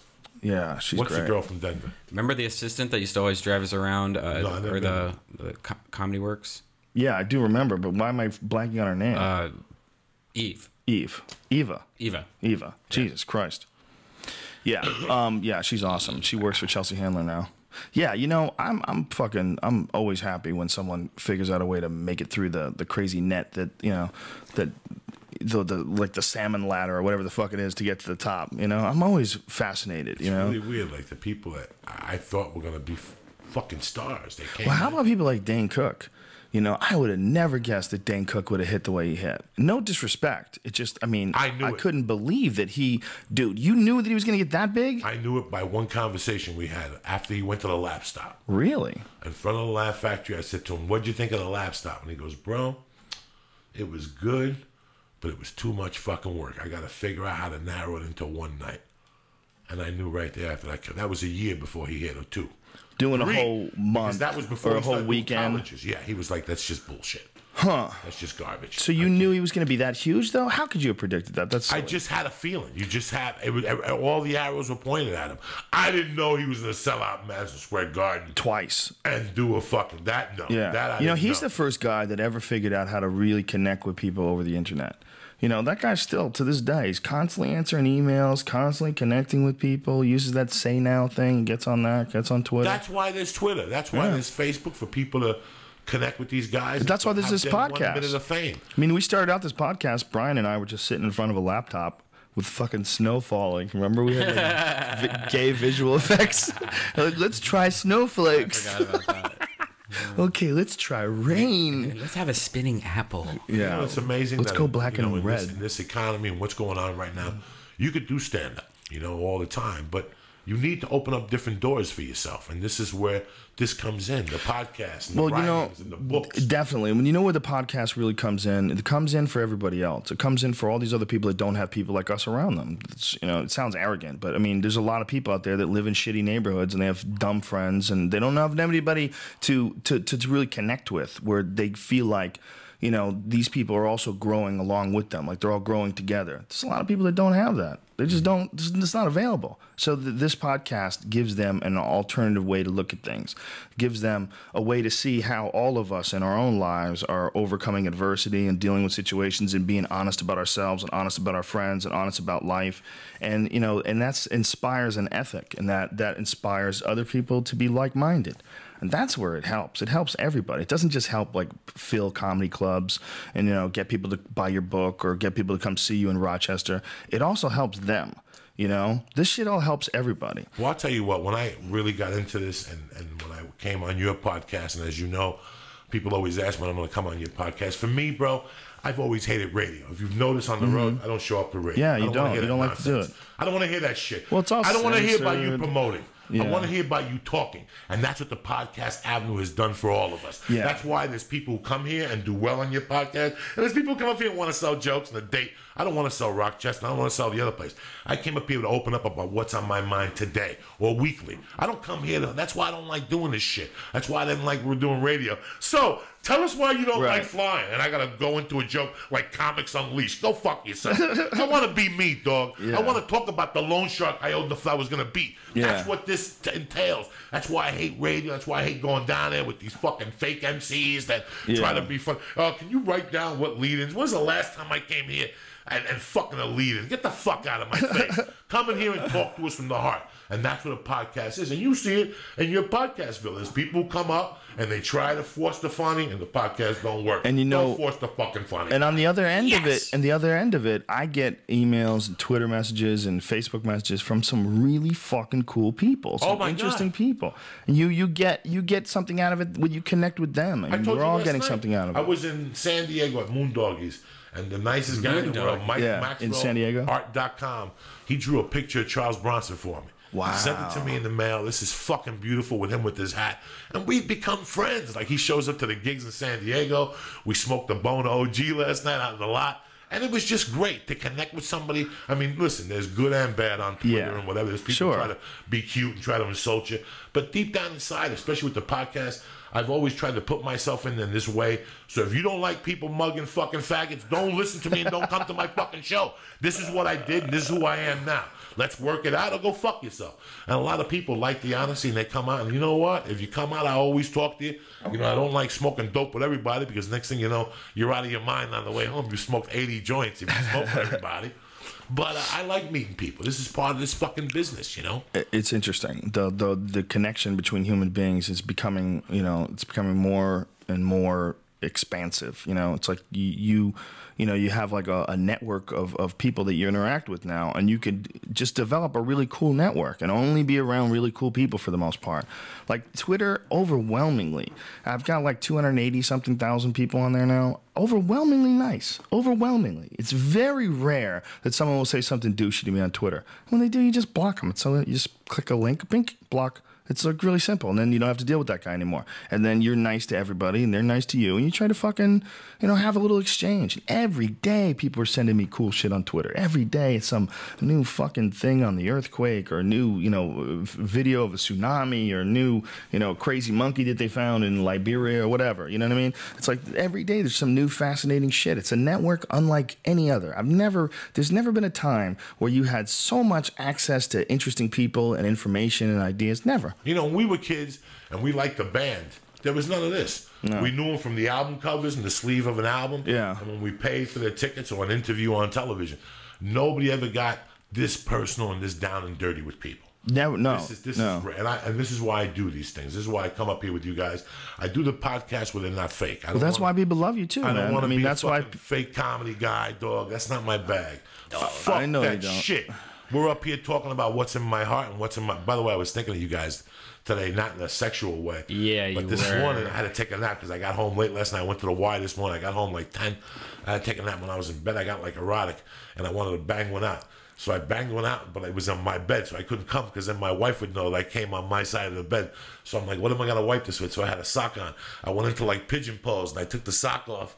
And just because I always hold the top of the egg roll. Me too. So it doesn't split. Me too. He thinks that's crazy. He's never heard that before. I went into pigeon pose.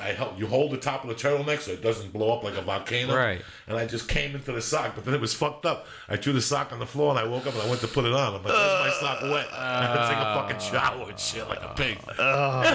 Dog, both of you should put on a sock with cum on it. Don't sit there and go, oh. Yeah, I like. So you pinch it too, like at the top, and keep it like a little pool, like a kiddie pool. I'm uncircumcised. No, it blows. Oh, up. you're uncircumcised? Yes, it looks like a bowl. Oh, all right. Let's not talk about it. It just loads up, and I just go, bloop, and it's like you're Spider-Man. Only You didn't know he's been talking about being uncircumcised for a decade. I try to forget. It's like spoiler alert. Nope. Spoiler alert. Disgusting people. Why have you ever thought about maybe getting it now? Circumcised? Yeah. That's what I want to do at this age now. I was thinking about it now. Thinking about getting my dick cut at 50. For the last 22 years. The fuck is wrong with you, Brian? Naturally, at this point, who gives a fuck? It's supposed to feel better when you have the skin over it. Fucking feels great. If I had a boy, bro, I would absolutely not have him cut. Fuck that. Fuck that. Have you ever talked to girls about that? Most girls think it's disgusting. Well, fuck them. Tough shit. Listen, at 4 in the morning, crazy bitches. They're all crazy bitches. Listen, you're better off without them. When my dick is swollen, listen, they're not going to see my dick when it's dead. They're going to see it in full effect, and you just pull the skin back, and all they see is the helmet anyway. Can you like tie it in a knot or anything cool like that? There was a girl that used to, fuck, I forget her name, but she used to hang out with one of the girls at the Comedy Store, and she was having a dilemma because she was dating a guy that for the first time was uncircumcised, and she didn't like the way it felt in her mouth. She was drinking and she was telling everybody, I really like him, but just don't. It feels like skin in my mouth. It probably feels like those wiggles. like little rubber things, man. Those things that you try to hold but you can't hold it. It's like a little rubber thing filled with water. It's like a toy, and you never mind. No. Brian. If you would have known what it was. So you really would cut your dick just so girls would like it? Like, what if you were uncircumcised? Right. I think it's fucking just gross looking.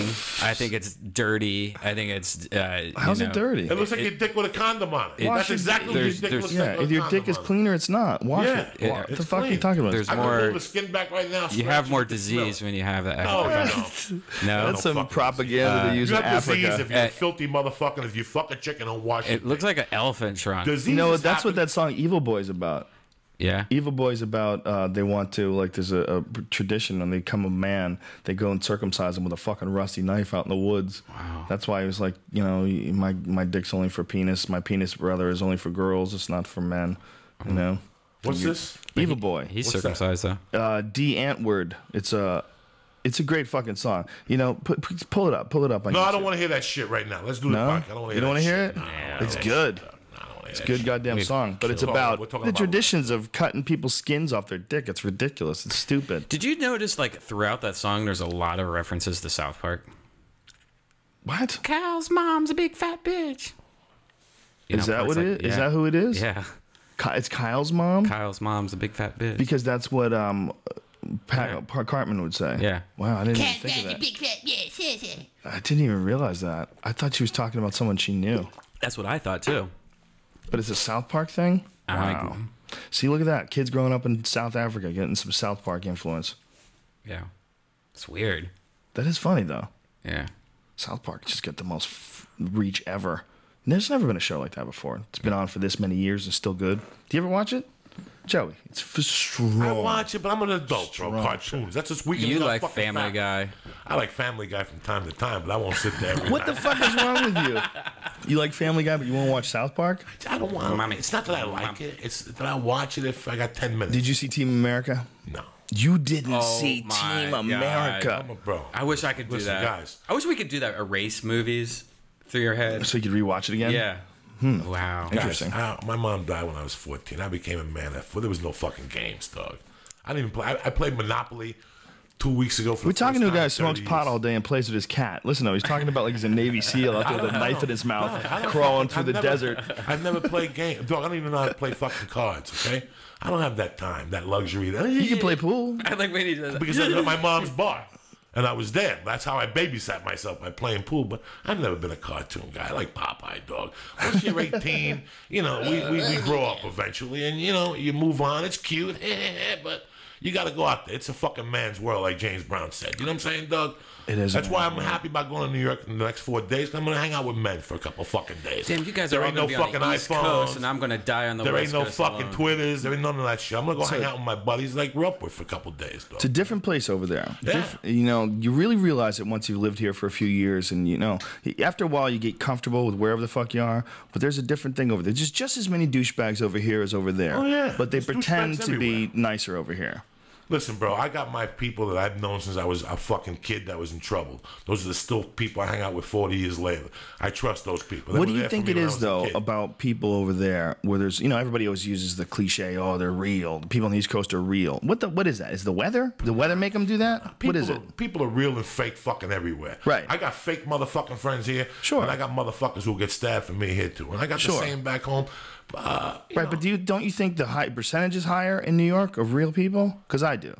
I Real think people? I think there's more real people in the East Coast than there are here. I Yeah. think there's a lot of silly I think fucks the out fucking here. goofy fucks come out here from the East Coast. There's a lot of that. These are the creative, fucks that artsy come people. out here. Yeah, but I mean, there's a lot of real people here too. I'm saying it's not like it's a generalization. It's not like it's like one side is really. And people always try to play that card. East Coast is real, West Coast is fake. No, there's plenty of real people on the West Coast too. But I think the Go to fucking percentage out Manhattan. Now. here. There's tons of little cunts in Manhattan. Manhattan's Oh, yeah, not what it of used course. to be, dog. It's just like this sunset bullshit. Little young kids drinking water, drinking 5-hour energy like There's faggots. still dudes living I in don't wanna see Jersey. that This, shit. I know what you're saying. Yeah, but I don't wanna there's see still. that shit. I think Long Island. I think if you add it all up, there's still more real. Oh, people no, on no. that You know side. this. Oh, no. In the suburbs, there's a ton of shit. Hey, dog, I grew up with my buddies. I love my buddies. They were there for me when I needed them the most, and they're still fucking there. You follow me? So I'm going home for 5 days to smoke some dope. I already flew it over there. It's flown already. They got an ounce of earthquake and an ounce of fucking moon rocks over there, and I'm taking a sour diesel with me. I got a sativa now at the fucking NOCC. They got a sour diesel that's so fucking strong, dog. So I'm just going back to smoke dope. Are you worried at all about all this shit that's happening? Are you worried at all about all these fucking people in the Middle East that are trying to overthrow their government? All these different countries that are fighting Am I off worried about revolts. it? Fucking This is what earthquakes. 2012 is. Is it real? The end of the world is not coming. 2012 is all this shit's gonna go somewhere. This radiation's gonna leak. Where are these people gonna fucking go? This is all about adjustment. What's our next fucking move now after 212? We might not be able to drink the water ever again. There's something's got to How's happen. that gonna work? You know, we might not. Yeah, what's going to happen there? We're going to have to all drink bottled water. Fucking half of the ocean is contaminated with the oil. Yeah, you take Now a this shit shower. from Japan. You should do. You should just have a room where you just get a couple extra bottles like Arrowhead every week, you know, and just keep Yeah, start maybe, fucking but dude, putting if there's, you know, if something really bad happens, you got to get the fuck out of here. You know, that's the reality. The reality is California is massively overpopulated, and everyone is playing musical chairs, and everyone is hoping that fucking music doesn't stop on their watch. They're hoping that somehow or another they're, you know, safely in the backyard, not near any trees when the shit hits the fan. Right. You know, just taking a guess, just hoping. Well, nothing's happened since '94.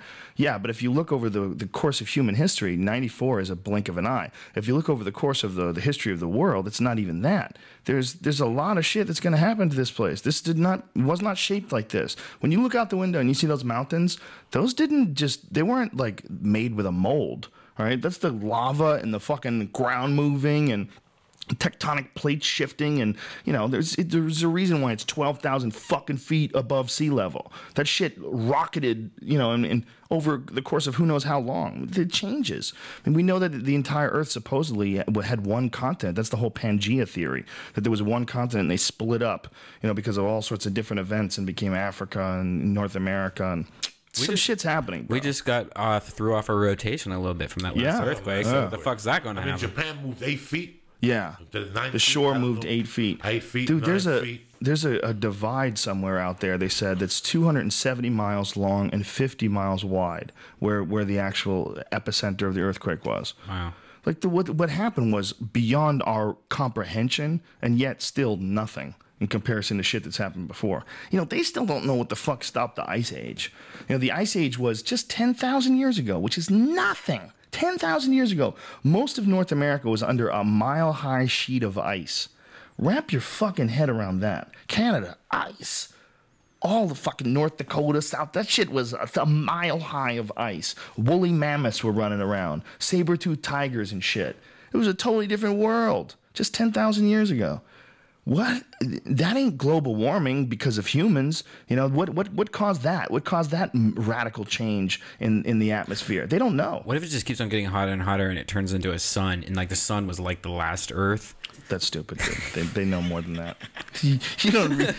It's just, this is like shit that you would say when you were 14 before you even went to any science classes. What if the Earth becomes like a person and says, "Hey, stop polluting my water, man"? And it doesn't take a fucking genius to tell you that the Earth, the next one is either here or Seattle, no, Oregon. Take Yeah, a fucking genius to tell you that. Yeah, you know. This whole West Coast. All we could do is pray for the Vancouver. best. It could be Vancouver. All you bitches with iPhones, you better make sure that shit hooks up. Let's see if you got an app for your fucking earthquake. You know what I'm saying? They do have that. They do have right, great apps for earthquake apps. Yeah, really? Yeah. Tell you where the earthquakes are. Great maps. It has notifications that pop tell you up. when it's gonna be here, like 10 minutes before. Call me, all right? Because that's the fucking app I need. Well, you just That's need to the get a app dog. I You just need to get a dog and sit and really see close if he to digs him. a fucking trench. Yeah. Ultimately, what can we do though? What can we do? Do we escape? Do we live like survivalists and move to the fucking Mojave and you know, buy space in one of those underground bunkers that you can, you know, You want to probably go to the middle of the country, like Do you, Texas, though? Texas, How do we North know? Texas, Austin, Texas. Well, what if that's where the fucking asteroid hits? Yeah, well, One thing about Texas is you know they're gonna go down swinging. yeah. Yeah. We're gonna go down swinging. And it's whether most the protected by Arabs, land, This, Yeah. that. The Mexicans. We're going down swinging. Well, I like Texas and I like Austin. I would totally be down with Texas if they could just do something about their fucking weed laws. Their weed laws are so Trust me, ridiculous. it's No, easy to get weed. you in don't get Texas. this. Trust me, you don't get the same weed. I have friends in Austin. Nowadays, you do. No, you don't. don't. You can't get sativas, bro. Not the shit. we're Why getting couldn't they here. grow? way we why, got you it- don't think Shit people we're getting grow here, sativas? Because it ain't easy, bro. shit we're It getting ain't here is easy, so and it's fucking not the strong. same yield. Like the reason why people grow sativas is because there's a bunch of people here who are connoisseurs, and that's what they want. And the people that are growing it want it. But the people that are just looking to make money, it takes more time to grow sativas than it does indicas, There's and they have weeds. to be grown indoors. You can't grow them outdoors here. Yeah, I know, but there's weed snobs in Texas. just I'm as sure there are, dude, but it especially ain't that Austin. easy to find. And But that, can I get up at 7:30 in the morning Hey! and go buy a bag of dope with an attorney and a construction worker and eat a Yeah. bagel? That's the question. Hey. You know what? As long as nobody else has Joey, this, I'm gonna wait it Just out. buy more weed. No, I'm gonna wait it Brian, out. no, you're here. wrong, Brian, because you got to deal with drug dealers. You got to deal with people that are willing to go to jail because they're selling weed, But and that's the reality of the situation. 99.9% But that's what we were doing for the last 30 of all years. That people. ain't Yeah, that bad. That's okay. It's We've been okay. doing I that never had a forever. problem. That Right. worked. Yeah, It but worked. it ain't as good as what we Right. got now. You know, if you want to live in Texas, you can live in Texas and Yeah. get I the think good it's weed you're fine. getting now. I mean, you know. Yeah, you could figure out a way to I get could to care it. less about where the fuck I live to control the weed. I'm telling Yeah, you. you know what here you in do? You Cali- hire some kid who's like a fucking. Just buy a big house and grow a couple plants. Bro, You hire some kid who's like a PA on a set. You go, listen, buddy, you want to make a quick Listen, $1,000, right. and you give him $5,000 worth of weed. You take him to his body, and you put him on a Greyhound bus. I used to grow in my closet in Ohio, you know, and it fucking was great. It was awesome weed. I've We would always get been- awesome seeds. I've always been a real motherfucking head since day one, guys. So the people I ran with were real heads, and we attract each other. When I lived in Colorado, that's some of the wildest fucking weed I got in Aspen in that high altitude in Boulder.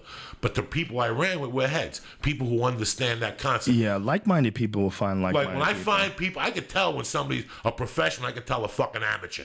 And when you run into a fucking professional pot smoker, just a look is as good as Yeah. a wink to a blind horse. They just give you that look. A real weed guy will pull you over like I did with that dude. I didn't know this motherfucker. I didn't know him, but that's a nigga that I fucking am. I said to him, "You look hot. You look like." This man looked at me like I was a fucking genie. He's like, "How'd you know? I left it on the dresser." Right there, I went in my pocket, gave him a butt of weed. A professional. You mean your Brian would balls? say, "Did you take this out of your balls?" Oh my God, he's a professional. He Whoa, goes, come Brian, on. I'm gonna Listen to put what this he in a just said fucking about you. pipe. That's the truth. You'd say, "I can't believe it came out of your balls." No, dog. A professional pot smoker or look at that bud in Ohio and go, "You're a bad motherfucker, dog. Thank you." Wow. We don't think of the I weed. got news for you, Joey. I don't think I'm a professional pot No, smoker. you're not. No. This is 30 years, dog. This is 30 years. I got news for you. If you pull the is butt the out of your fucking balls, deal. I've been like, no, You I'll be smoked home it in before. 5 hours. You smoked weed for me before that was in my nuts. And so have you. Big fucking deal. That's a professional, dog. I don't play that stupid nonsense shit. Could you imagine True, Joey I can't coming? deny it. Could you really though imagine Joey coming up to you and go, "Hey guys, I got some weed in my balls. Do you want it?" I don't say that to you. When you're at a fucking airport and you're waiting Brian, go outside and get some air. And you're a professional and you left your weed at home and you've been waiting for fucking 3 hours and all of a sudden, trust me, bro, a professional weed guy never lets you leave their house without weed. There's things professionals do, dog, that they know. You call a professional at 2 in the morning and go, dog, I can't sleep. They'll say, come over here and get high with you. They will not answer the fucking phone. Professionals are different, guys. Do you take days off? Yeah, every once in a while, like Sundays or a Saturday, I'll take it off. Take the whole day off. How do you feel when you're sober? Like a fucking moron, like a fucking idiot. I can't focus. I'm walking around confused. No, I gotta be honest. It's kind of nice to take a couple of days off. Yeah, yeah, it's kind of nice. I take many days off in a row. But I still like getting high at night, like sometimes at night, just to sizzle it. You know when I don't take off? When I'm writing. I don't write. No. I write high every time. You gotta write high because I write high every time. I get goofy. Well, I don't. I mean, I do write high. I mean, I do write sober sometimes, especially when I wake up in the morning. A lot of times I do revisions on things, and I like to review it from a bunch of different states. But when I write high, man, it's like there's a symphony playing in my mind. You know, it's like there's music, then music comes through these words, and there's like lights and fucking there's dancing going on in my head. When I'm high, there's a lot of shit happening. When I'm sober, I'm like slowly piecing it together. It's like the difference between typing with your fingers when you don't know how to type, when you're just using your index finger and you're going T, H, A. It's N when you can type when you don't even have to look. You know, like right now, I can type. I don't have to look at the keys. I know how to type, especially if I get loose and I get relaxed. It's that much of a difference. It's like it flows. It's like it connects you to whatever the fuck it is. Whatever it is that makes you creative, it connects you to it better. But it's funny. Like, when I write comedy, I like to be stoned. When I write the one-man show, I like to be a little on the straight side. Really? Are you still writing? You did that a bunch of times. No, this is complete. This is the real deal. This is from the time I came from Cuba to me finding. This is a new one that you're doing. I'm doing the workshop April 20th. I got Where at? I'm doing it in North Hollywood, and I got a producer to put some money up and do it like in Hollywood nice. I'm gonna really rock the house, man. April 20th, huh? Yeah, it's a Thursday night. And where is it at again? Say where it's at. I'm gonna do it at this theater in Lancashire, just for 40 people. You know, just to get the writing down and have people make notes and say, Joey, I like this, but I didn't like this. You know. April 20th, is that what you said? It's a Thursday night, I think. 420, baby. It's a Wednesday night. It's the 21st. 21st, yeah, Thursday night. Yeah. Okay. Well, I'm going to go there. That, you know, it's really weird and that's what I do when I'm having a hard time writing comedy. I write the one-man show and I get myself in a different state. Like it's the one-man show is a little sadder. It's about you know what I'm saying? It's about what was going up as a kid. So you try to find the humor in it, and sometimes it's pretty fucking cool. You know? Dude, there's another quake that just hit Chile. There you go, bitches. What number? Santiago, Chile. What number? I don't know. And I got a thing yesterday that said that some guy predicted from some weather thing that it was going to either be on the 16th or the 17th. There's going to be another earthquake. So he was money. He was fucking money. He said another earthquake was definitely going to happen on the 16th. Today's the motherfucking 16th. This thing in Japan with this nuclear reactor is freaking me out. You know, and here's what's freaking me out. That map. They didn't know what to do if the power went off. They had like 8 hours of backup, and then it starts a meltdown because they can't cool the rods. So they're pumping ocean water onto the rods to try to cool them off. I can't believe that this is how they design these things. Like, you're living in a place where earthquakes happen all the time. Now, if an earthquake happens and the power goes out and something goes wrong, you don't have a way to cool this fucking thing. Doesn't the ocean water work though? No, not really. I mean, it's doing okay. It's keeping it from fucking exploding and blowing a hole through the earth. Right. Well, that's what they're doing right now is real dangerous because all this shit is going to get into the atmosphere. All this radiation they can't really contain. Right. I mean, unless they're going to figure out a way to drop some sort of a gigantic dome over the whole area and seal it off. A giant lead dome. How the fuck are they going to stop this radiation from getting out into the atmosphere? What's the worst case scenario you're looking at, Joe? I don't know. They're talking about this. See, they tried to downplay it at first, saying that it's going to be fine. But now there's on CNN, there's a new official report. This guy says that spent fuel rods are exposed and this heightens concerns. So spent fuel rods in Unit 4 of Japan's stricken Fukushima Daiichi nuclear power plant have been exposed, resulting in the emission of extremely high levels of radiation. The head of the the Nuclear Regulatory Commission said on Wednesday. This is fucking dangerous shit, man. And what's scary is we have these things all over the place. There's like 150 of these in this country. Yep. You know? Maybe it will morph, like get into the human. I don't know. Like, did you see the map of the radiation? Like, it's going to hit California. I don't know if that's legit. Is that legit? I don't know. No, it's not going to hit California. They're saying. Well, how do you know? Far away, they're saying Is that map real? Really? I don't know. I don't know what. I mean, I don't know how it carries. What direction is like? You know what's sad about Japan that they have that place called Okinawa, where it's beautiful and it's the place in the earth where the people live the longest. They live to like they're 100 and something. That's where that coral calcium fad came from, right? They don't think they don't know if it's the fish. They don't know if it's the island.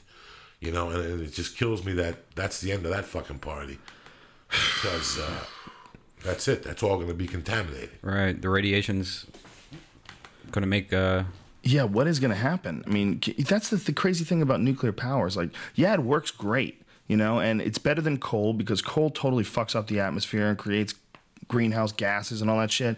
But man, when nuclear goes bad, it fucking really goes bad. Yeah. I mean, this is the idea behind it is so crazy. You know, what nuclear power is, I mean, you're harnessing like the very power that like the very thing that makes suns. The very power of the suns is it's all atomic. You know, it's like you're dealing with shit that we don't totally have control over yet. We have control over it for periods of time. But the bottom line about nuclear power is no matter what you do, you got nuclear waste. And you got nuclear waste that's going to be around forever. And you got to figure out a place to put it. You know, I mean, that's like what they do in Nevada. Like there's always like the disputes and debates about where to put this shit. And it's one of the reasons why Nevada got gambling, why Nevada was allowed to have casinos. They let them blow bombs off in the fucking desert. Shit. Let's move. Here's the thing, man. Move to where? When you get a bunch of million people like we have in LA, 20 million people, well, fuck, man. How are you going to power everything? You got a lot of refrigerators going on, man. You got a lot of gas machines pumping gas. You got a lot of trucks that have to drop off that gas. You got a lot of shit happening, man. Imagine people start leaving here if something bad does happen. The 170, the 405. Oh, my God. Oh, my God. It's impossible. Bro. We would all have to just walk out of here. It would take days of bumper-to-bumper traffic to clear out LA. Days and days and days. And no gas would work. No one would be able to go far. We'd all get stuck in the desert and die. Cars would be broken down. People would be screaming, let me in your car, let me in your car. It'd be some zombie shit, bro. Yeah. It would be some zombie shit. Road warrior shit, thank God. It's really possible, man. It's really possible. Our society is incredibly fragile. And we're starting to see it. It's like, this seems like a weird thing that's happening because like every day things just keep getting weirder and weirder. It really does seem like we're in a movie now. Like this Charlie Sheen thing happens and even the Kim Kardashian thing, it all seems so surreal. And then as all this is going on, earthquake in Chile, earthquake in New Zealand, floods in Australia, and it's just constantly happening. 1 million people dying, the fish die. Where's his piss test at? That's been missing. Nobody can find the Diaz Silva fucking piss test. That earthquake in Chile is only at 5.3. That's bullshit. It's an earthquake. It's still an earthquake. Yeah, but there's earthquakes baby. every day. I'm a earthquake map free. It's a pimple somewhere. Yeah. Somewhere along the line. 5.3 ain't nothing. I'm scared. Well, so Joey Diaz is going to be in New York this weekend for... No, but what were you saying? There's a big difference. Tell them what you were saying the other day about Northridge. That the 5.4, what's the difference between the 5.4? Every point is 100% stronger than the preceding point. Right. So a 5.1 is 100% stronger than a 5.0. That is crazy. Bro. Now, the crazy one is the one in Alaska, apparently, that happened in the 60s, I think it was. I think it was 65. It was a 9.2. Wow. So a 9.1, 100% stronger than the one in Japan, and it's 100% stronger than that. Wow. God damn, son. Let me ask you something. 9.2 for 4 fucking minutes. That shit rocked. No, thank you. Apparently, you could feel it in San Francisco. That's crazy. If right now would have to happen in Japan, if you were home tonight, right, and a 5.3 earthquake, you think it's the end. Just when your thing starts shaking, I just drop like fucking. I just get to my hands and knees and say a prayer. Oh, I get the fuck out of my house. Yeah, because I run right out the think front about door. those people in Chile, what they were thinking. 5 point. This is the beginning of the end. Again, they just got hit a year and a half ago. Not even. Yeah. Again. And you know, guys, the reality is that this is not the big concern. This is one small minor thing that you can avoid by not living on a fault line. The real concern is super volcanoes and asteroids. Those are the real concerns. Because there's hundreds of thousands of rocks out there in space that can fuck up everything. Yeah. And they're flying around. And every now and then they collide with one another, and one of them gets hurled towards Earth, and it slams in, and that's a wrap. That's a wrap for this life. That's a wrap for this generation. That's a wrap for this developmental cycle of biological matter. It's all going to have to regroup. You're going to have like nothing but rats. You know, rats will survive. A few mice and rats are going to be picking off decaying flesh and surviving on cannibalism until they slowly evolve over billions and billions of years. And that's why you want to live in New York or Washington, D.C. or L.A., because the asteroid, if that really hit one of those places, that'd be too cheesy, you know? An asteroid wouldn't hit LA because it's too cheesy. Because that's what you would expect. You would expect it to do that. So where would even one that like the one in Nevada where you can go visit that crater. You know, that crater was, you know, that wasn't that long ago. It was, you know, I think it was like 100,000 years ago or 80,000 years ago. When that fucking thing hit, man, it probably killed everything within miles and miles. You know, it's a half a mile long, the crater, I think, or a mile maybe. Whatever the fuck it is. I mean, that thing must have killed so many fucking people or so many things, whatever was near it. And when you think about something like that landing right in the middle of LA, like right in the middle of downtown. That's crazy. Fuck. Just a half a mile wide crater right where downtown LA used to be. Nothing's there. Boom. Just a bowl. A bowl and everything out from, we're all dead. We're dead. Right out here, for sure, we're dead. 30 miles away, whatever it is. Hundreds of miles away, you're probably dead. People out in Pasadena, dead. People out in Pittsfield, dead. You're dead. You're too far away. You know, I mean, you can't get too far away. I mean, probably in San Francisco, people would be dead. 400 miles, probably be dead. You know, and this happens all the time. It happens all the time. You know what the saddest thing was yesterday? My wife said to me, Joe, if something ever happened, it would take me 3 hours to walk home from work. Wow. 14 miles. It's true. Take you forever. Just for her to say that to me, I was like, she got to think about shit like that. Is that how you're thinking? It's hard to bring a pair of roller skates right, and to the work. problem is 3 hours. If she gets off work at 6, then you're dealing with creepy shit at night. You know, you're walking home at night, and who knows what the fuck is happening by the time these 3 hours are up, where total chaos is set in. I asked her, what would you do? Would you walk on? And she goes, I would just stay right on the fucking highway, right on the 101 or something. I don't know.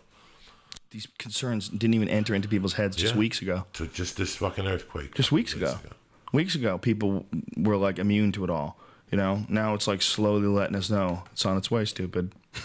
Yeah, I was in whatever, the Magic Club the other, you know, wherever, what's that Comedy place? Magic? Yeah, in Hermosa Beach.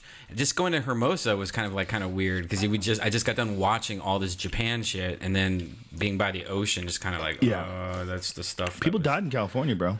People died in the tsunami. They get sucked into the water. There was a photographer that was taking pictures in front of a crowd of people, and just got sucked in Northern California, sucked right off the beach, man. Wow. He fucked up, and they were all screaming for him.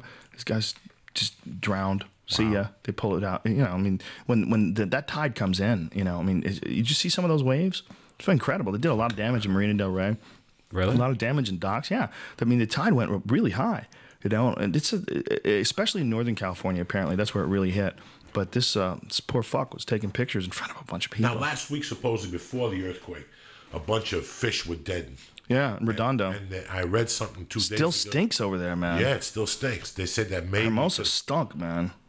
Hermosa stunk really bad. Yeah, as the fish weird. Apocalypse, man. Yeah, it smelled like worms. It smelled like really old dead shit because there was 1 million dead fish. Do you think it had something to do with the earthquake? I don't know what the fuck it had to do with. Well, they said that they died because of the lack of oxygen, and then they said that there's some sort of a toxin in the water.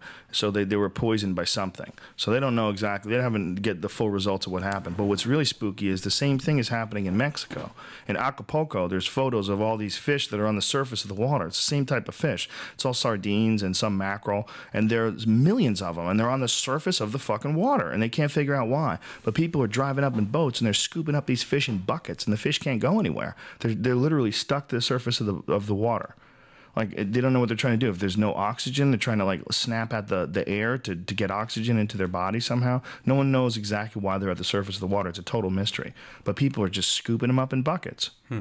So this is basically sort of similar to what happened in Redondo. Something is happening to giant schools of fish, and they don't know why.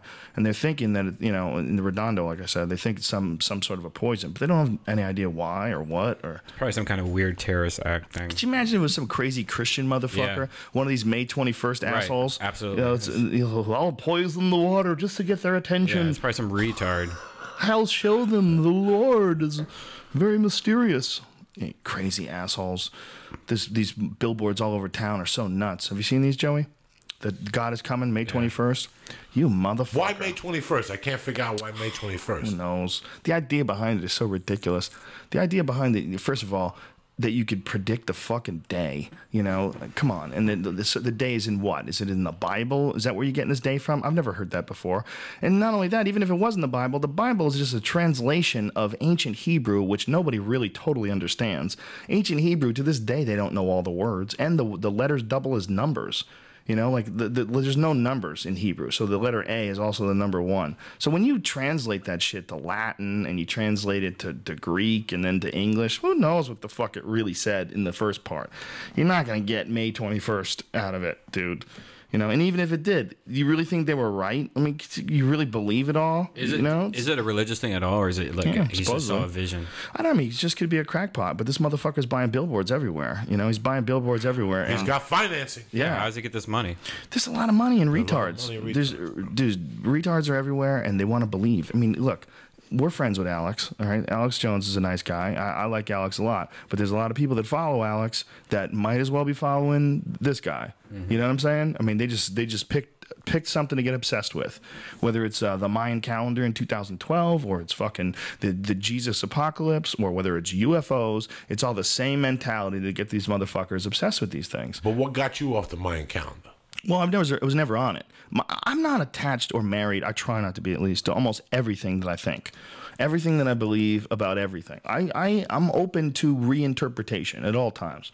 And the thing about the Mayan calendar is, I think what the Mayans did, and I got this mostly from going to Chichen Itza and talking to this guy who was a professor, who was our guide, who was really an interesting guy. And we talked to this guy for hours. He gave us a tour for like 5 hours. And he was like, he loved... Yeah, and he loved the fact that I knew so much about the Mayan civilization. So he was an individual guide, like you hire him, you know, for the tour. So he was like really into it because the guy loved the culture, man. He was really obsessed with it and obsessed with the fact that there's this incredible society that basically just vanished. I mean, these guys created some incredible works of architecture, these incredible designs, incredibly intricate calendars, and really these psychedelic languages of images and shit like that. I mean, the way they form sentences and stuff. It was very fascinating stuff. And then on top of that, there was all this evidence of a massive deterioration of their society, like it's human sacrifice and, you know, and that kind of shit. Like what caused all this, man? It's all a fucking fascinating thing. But I never believed that they had it wired, that they knew that December 21st, 2012, the end of the cycle. They don't even think that it's the end of the world. And nowhere in the Mayan calendars that say the world ends December 21st. What it is the end of the long count. And it's just another sequence of events. It's like it ushers in a new cycle. What that means, who knows? It could be a new consciousness. It could be an astrological or an astronomical cycle where, you know, something in the cosmos aligns in a different way. I mean, we know when the moon is closer to us or the moon is further away, it reacts, it changes the tides, it does things. You know, if there's some other astronomical body that or cosmic body that when it lines up with us, its gravity affects us in a certain way and it changes some certain things about people or ushers in some new understanding or new appreciation or some new sort of a natural disaster that makes us sort of rethink the way we communicate, whether it's with cell towers or whether it's with satellites. You know, these satellites get burnt out, so we have to figure out a way to reinvent the whole idea of mass communication. I mean, that's all possible. That could be the reasons why these things, what's thought of that a new age is coming, you know, and that the Mayans predicted it because they predicted there would be a new atmosphere on Earth. That would be, maybe it's, you know, some as simple as the polar ice cap shift and it causes all sorts of fucking havoc and chaos. It could be solar storms. It could easily be that, man. There's a lot of predicted solar storms activity in 2012. You know, they think they could get unprecedented levels of gamma bursts. And they've had those before, solar storms like way in the past where, you know, we didn't have like all these satellites and shit. You know, there was, I believe it was I think it was the 1950s, I think it was, where there was a giant solar storm, like one of the highest ones ever measured. And they were saying that if that solar storm happened to us today, I mean, literally it would knock out communication. We would be fucked. We would probably still have the internet in a lot of areas, but like a lot of our power grid would be fucked. A lot of our satellites would be fucked. You know, solar storms are really unpredictable. And when they happen, man, really big ones could toast this whole society. And maybe that's what happens in 2012, and maybe nothing happens. Maybe nothing will happen. That's all fucking bullshit. I mean, the math, they even said that the math might even be wrong. It might even be 60 days off, you know? Who cares? So what do you think about New York next week, Brad? We're going to have a good time, bro. We're going to be there in New York City, and then we're going to be in New Jersey for the fucking championship of the world. Johnny Bones Jones fights Mauricio Shogun Rua. This is the opportunity, bro. Party in the city afterward? I'll see you in the city. Yeah, I'm staying in the city. I'm staying in the city. I'm going out there. Yeah, the last time I stayed in Newark, I got tired of hearing sirens all throughout the middle of the night. All night there were sirens. And I was like, okay, I don't need to stay here. I'll just drive here the next day. It's a great so that's my new card. Fuck yeah. Well, I was looking at Uriah Faber today. That motherfucker is definitely Justin Bieber. What are you talking about? He looks just like Justin Bieber, Uriah Faber. They're the same fucking person. I think he sings and he taps out motherfuckers once every other week there. That's a great fight. There's a couple great fights on this card. Uriah Faber's a fascinating dude. I really like talking to him, man. I did an interview with him, and one of the things he talked about is very interesting. He's a very inspirational guy. You know, he's like one of those dudes that gets up in the morning and he has like a list of like things that he has written on the wall. These are my goals. I'm going to be, you know, world champion by the end of 2011. I'm going to meet the girl of my dreams, have, you know, 3 kids. And like he has all this shit like on his wall. Like he's like... the secret. Like, yeah, he's big into setting goals and working hard and accomplishing things. Like he's got a gang of different things going on at once. He owns like 3 different houses, and all the fighters live in these houses, and they like have on a block. They all live together, and they get together and cook healthy meals and hang out together. Can you imagine accidentally robbing that place?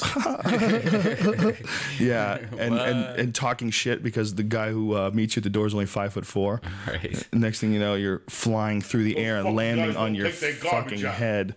Yeah, this is an awesome card, man. John Jones versus Shogun Rua is some fascinating shit, man, because Shogun is the old assassin, and Shogun used to be John Jones. He was the 23-year-old guy when he won the middleweight Grand Prix. Shogun was this young guy that was fucking everybody up, you know, but he had a lot more competition. He had a lot of struggles. You know, he had Hojiro Nogueira. That was a struggle. You know, he had some tough fights. He fought, you know, he had some real good competition over there. He had some battles, you know. And he also had some fucking destructing wins too, man. Shogun can go out and fuck people up, like when Rampage was injured when they fought. Rampage came into the fight with a hurt rib. Shouldn't have never took the fight in the first place, but I guess he just needed the money. And Shogun just fucking took it to him, man. Shogun is a fucking killer. I just watched Alistair Overeem. Yeah. Shogun's a killer, man. He's a killer, and he's been around a long time, and he's not going to get rattled. And, you know, and I'm not saying that John Jones is, because I think John Jones is the fucking truth. I think he's the real deal, dude.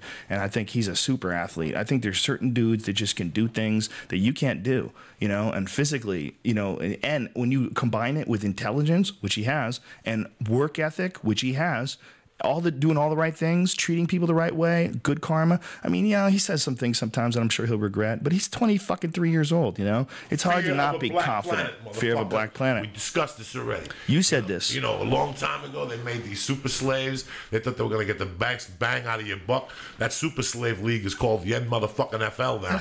And now they're taking everything from us because in 2 years, you won't even, they'll be taking, look at Phil Mr. Davis. I didn't know he was fighting Antonio Nogueira.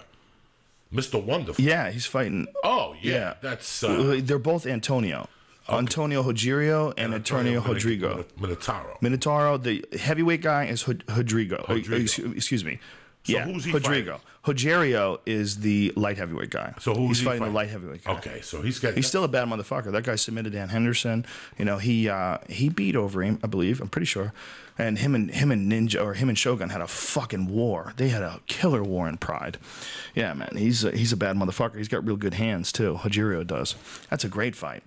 But John Jones, man, what I said about John Jones, I always say this, is that when he throws people around, it doesn't look like a normal person doing it. You know what I mean? Like when you watch like a normal strong dude that just horse somebody around, like Matt Hamill. When Matt Hamill horses somebody around, he looks like here's this big ass, tough, strong motherfucker, and he's gonna grab a hold of you and he's gonna slam you on your ass. And it just looks like it's supposed to be happening that way. When John Jones does it, it looks like some fucking insect.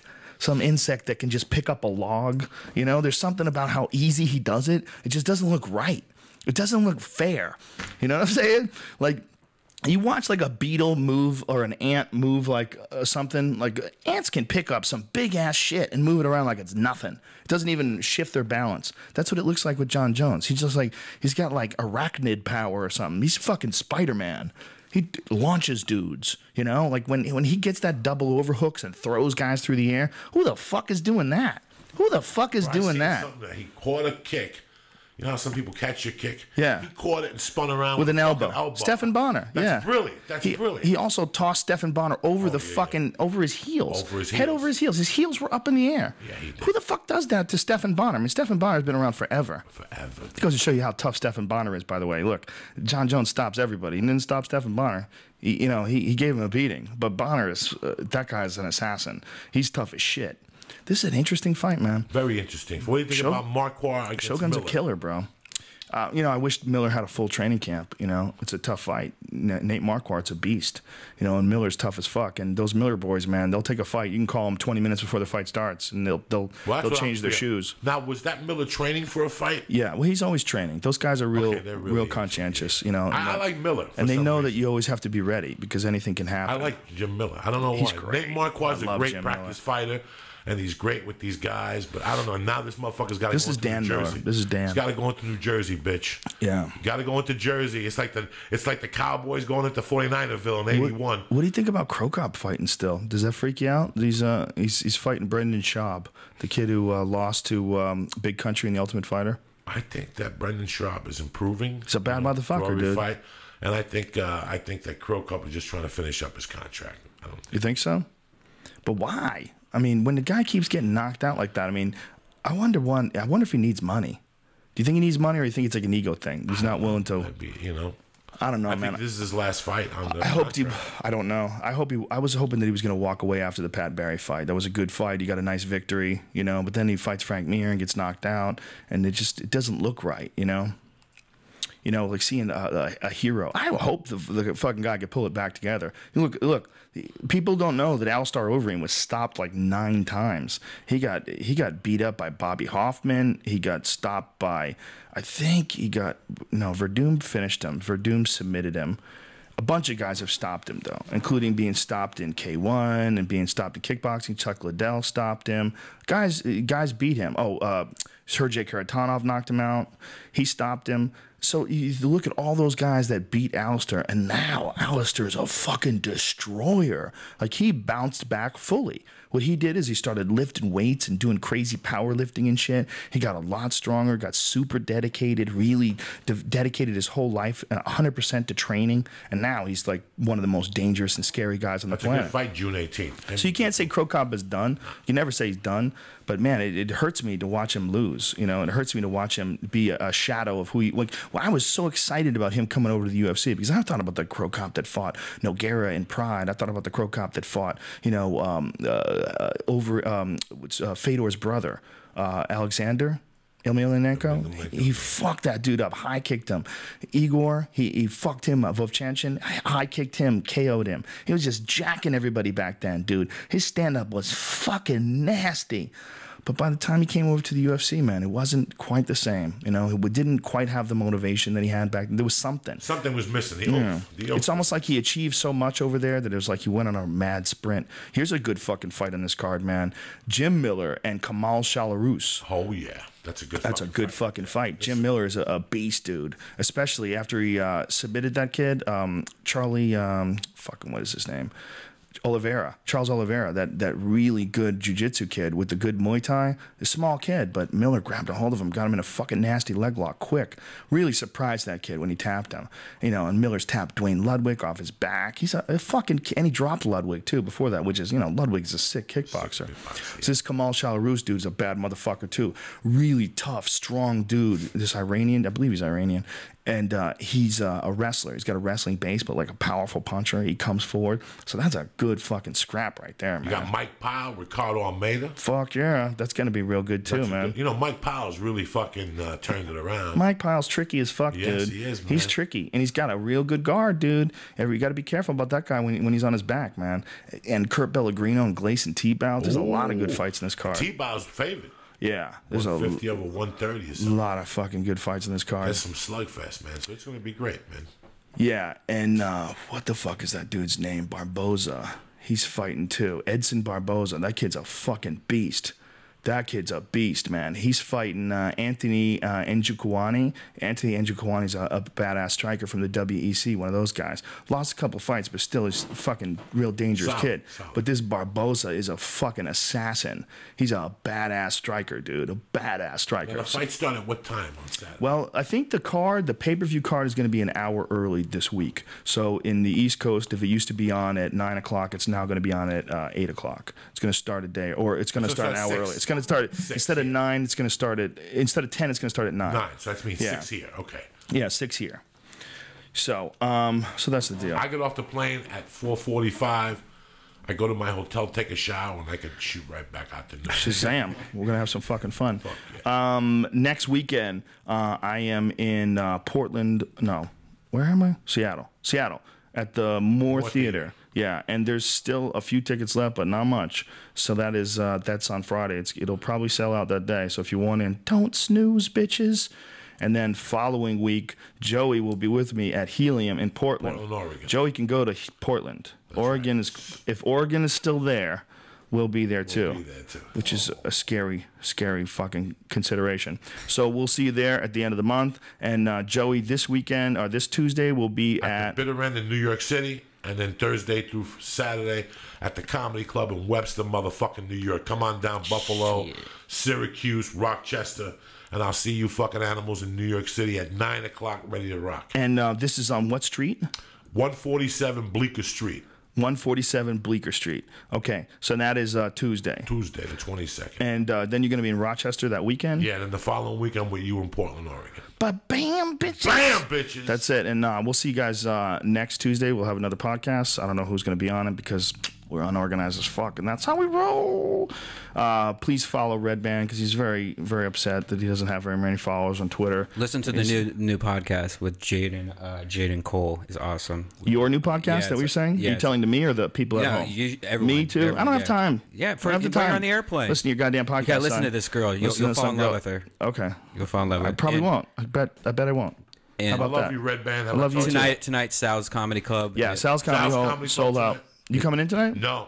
I'm leaving for Anaheim. Come on, dog.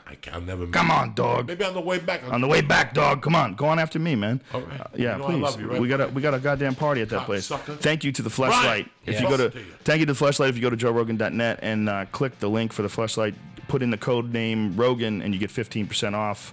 Redban is on Twitter, REDBAN, and Joey Diaz is Mad Flavor. One word, Mad Flavor. Love you, bitches. Twitter, Facebook. Check yourself before you wreck yourself. Make dits in your ass is bad for your health.